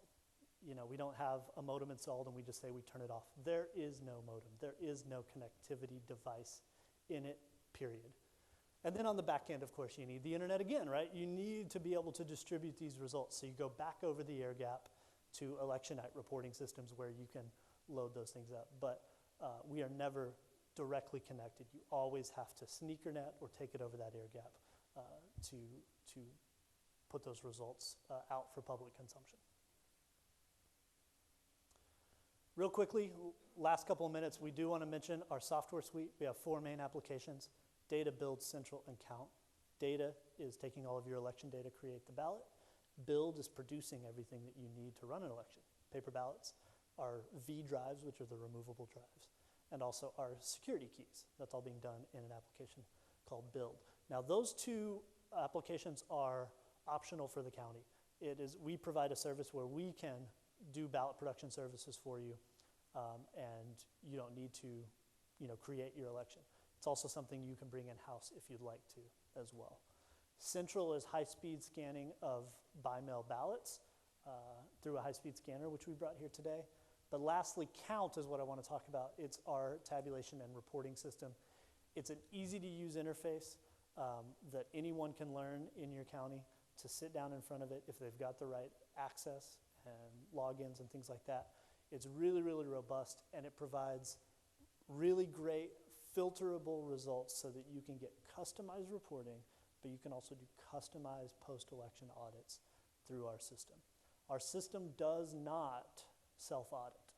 We don't say, here's your random audit deck, and here's the results, and imagine that they match because we provided you both those things. What our software does is says, I'm going to give you the ability to filter exactly what you want. If you want to get results from this particular scanner and only this particular scanner, you can filter for that. If you want to get results for a particular precinct or a district or a contest, the system will allow you to filter for that, show you where those paper ballots exist, and present you the digital images, tell you where the paper ballots are, and provide you with the cast vote record. And those 3 things in check provide a true risk-limiting audit in our system. And this is just a screen of our kind of our interface, our election night dashboard, kind of showing you as results would come in on election night. So to kind of cap it off, we've got kind of a top 5 here. We've got an all-new system from the ground up. We didn't tack on new features onto our old system. This scanner is new. It's been developed in the last few years versus over a decade ago that you see out in the marketplace. Compact, lightweight equipment, modern, intuitive software for everyone involved. And we do have the right mix of purpose-built. We think you need purpose-built equipment, but you also can mix that and leverage commercial off-the-shelf equipment where it makes sense. So our high-speed scanner is a Canon scanner. Our ballot printer, these are Oki printers. It doesn't make sense for Hardin or Civic to try and build a scanner or build a printer. These are worldwide companies that make really great pieces of hardware that we can leverage with our software. And then finally, a common platform for all voting types is really going to streamline the ease of use for your supply chain management, for your warehousing and delivery, for your reaction times if something were to come up on election day, but most importantly, for training your poll workers and making it easy for when you learn one device, you know them all in the polling location. That's really kind of the core components that we've settled on. We're just going to leave this up here. I don't need to go through all of this, but this is just kind of Verity by the numbers. Since we've implemented this all-new system starting in 2015, kind of where it's been in use across the country. But we do get the luxury of being the last, so at this point, is there anything that you would add, Bob? No. So we will, now I think it's open house. We really invite you to come, and we'll walk you through how to vote, how you would respond to the scanner messages, how you can mark an accessible ballot and use the ballot on demand device.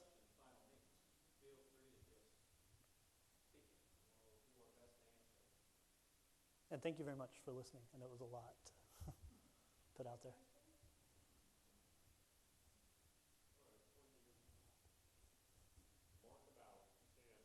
Yes.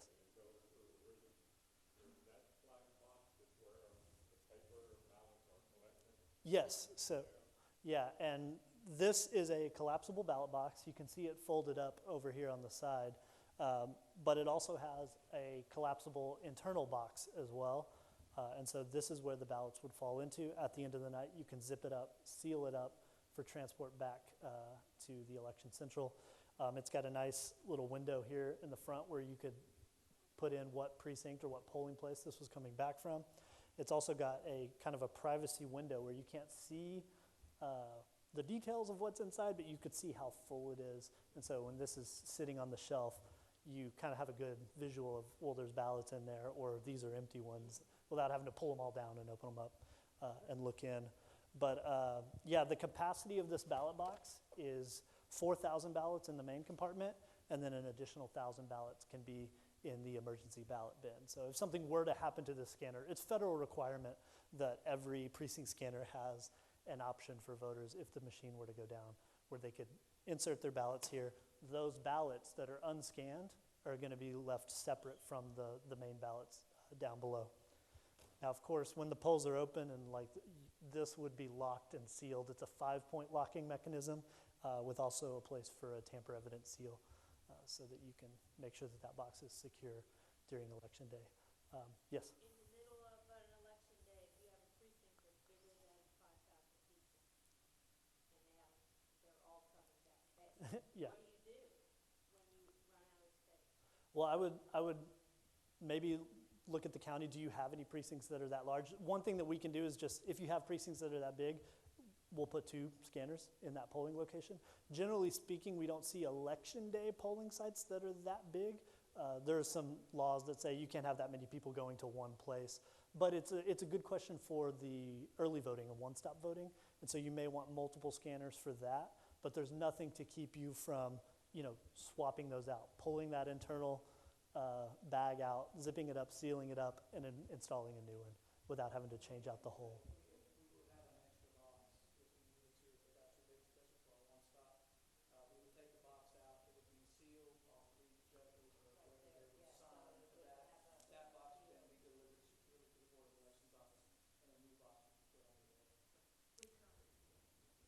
And another thing that we haven't mentioned, but another component of our digital system, again, this is the 2nd generation of digital scanning, and so digital printing and digital scanning, we've been doing this since 2002 with our legacy system, but another differentiator is that we can put a unique identifier on the ballot.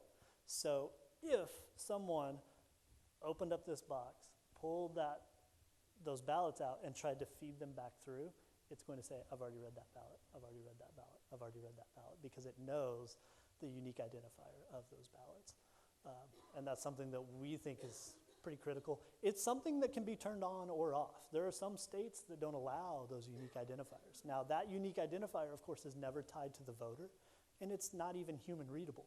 So we talked about barcodes. You don't want voter selections in a barcode because it's not human readable. But one thing that you can put in a barcode is a unique identifier, and you don't want it to be human readable because it needs to be operating kind of behind the scenes, just making sure that ballot doesn't get scanned multiple times. Yes? So if I were to press print right now, it'd probably take about 20 to 22 seconds. That's because the printer has kind of gone dormant. Once it's up and humming, it's about 12 to 15 seconds. So we generally see that one of these print devices works for every 2 check-in stations that you have, because it takes about 30 to 45 seconds to check in a voter, and that, of course, is the funnel. So if you have a print device for every 2 check-in stations, and like I mentioned up front, we've generally envisioned this ballot on demand system to be for your one-stop or early voting sites where you have all ballot styles available. If it's an election day precinct where you've just got one or maybe a couple of ballot styles, that's a perfect candidate for pre-printing ballots and delivering them to the polling location. Not to say that you couldn't have print on demand for election day, but of course that's just more machines, more cost to the county. And, you know, while Bob and I might personally love that, it's probably not the best fiscal decision for the county. So.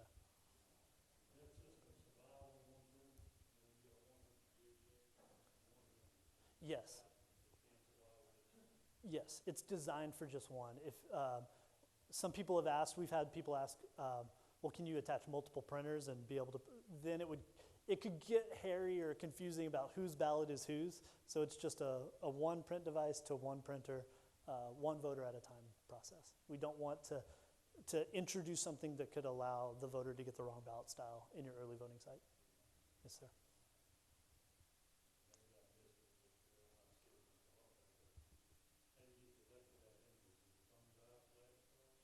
It is a USB drive, and it's under a lock and a seal.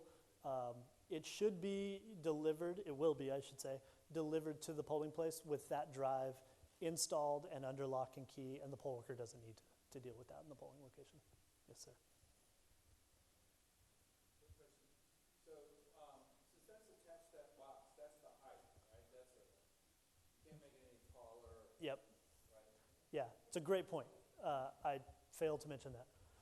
This is, it looks a little low, it feels a little low. It's designed specifically for that purpose, though, to be fully ADA compliant. So we make this device ADA compliant for the voter for full front access. A wheelchair can actually roll underneath this booth. If you think about some of the other scanners, if that same voter can't see the screen and respond to those messages on the scanner, it's not a very good experience for them. So I'm not a super tall guy. We have some people at Heart that are 6 foot plus. You know, I'm not going to say they may not have to bend over a little bit, but generally we wanted it to be accessible for all people, including people that are going to be approaching it in a wheelchair. Good observation, though. Any other questions? Yes, ma'am. How many keys on the key ring to set up the system? 2. Yeah, so there's 2 or 1, depending on how you need to do this. There's a separate key for the area where the USB drive is under lock and seal. The most you would need is 2. You may want to prohibit the poll worker from being able to open up that compartment, and then they would just need 1 key in the polling location. Yeah. So yeah, we really just think that the efficiencies that come from a common platform and streamlining it, and by the way, it would be the same key for all of them across the polling place and across the county. So you're not having to say, this is the key for, you know, that polling place and precinct and so forth and so on. So, and the key is just one layer of defense. So the idea is that's a deterrent if you don't have that key, but there's also the tamper evident seal. There's also the passcodes when you start it up in the morning. So you saw that process on some of the other machines. We're happy to show you that process. We think those are just part and parcel. Those are automatics. You know, when you turn on the device, it's going to require a password. At the beginning of the day, it's going to print a 0 tape. We have, you know, the thermal paper here. It's no ink. It's just a drop load thermal printer that you just put the paper in, tear it off, you're ready to go. So all of those things are streamlined, easy, and we think that those are kind of just, those are the baseline, you know, and all the systems are going to have those items. It's some of the differentiators about our common platform, our no votes in the barcodes, our all new system that we think just kind of set our system apart. Any more questions? Sorry, one more. Yes, So, you're based in Austin. we are. What kind of backup can you give to a system in North Carolina? So we will have local presence in North Carolina. That's part of doing business here in this state. And we do have regional offices in other states. So we will, I mean, to be honest, we're making our entryway into the state now. We've just been certified, but we will establish a regional office. We will hire locally and staff that office to meet the needs of the counties. Yes. Great question.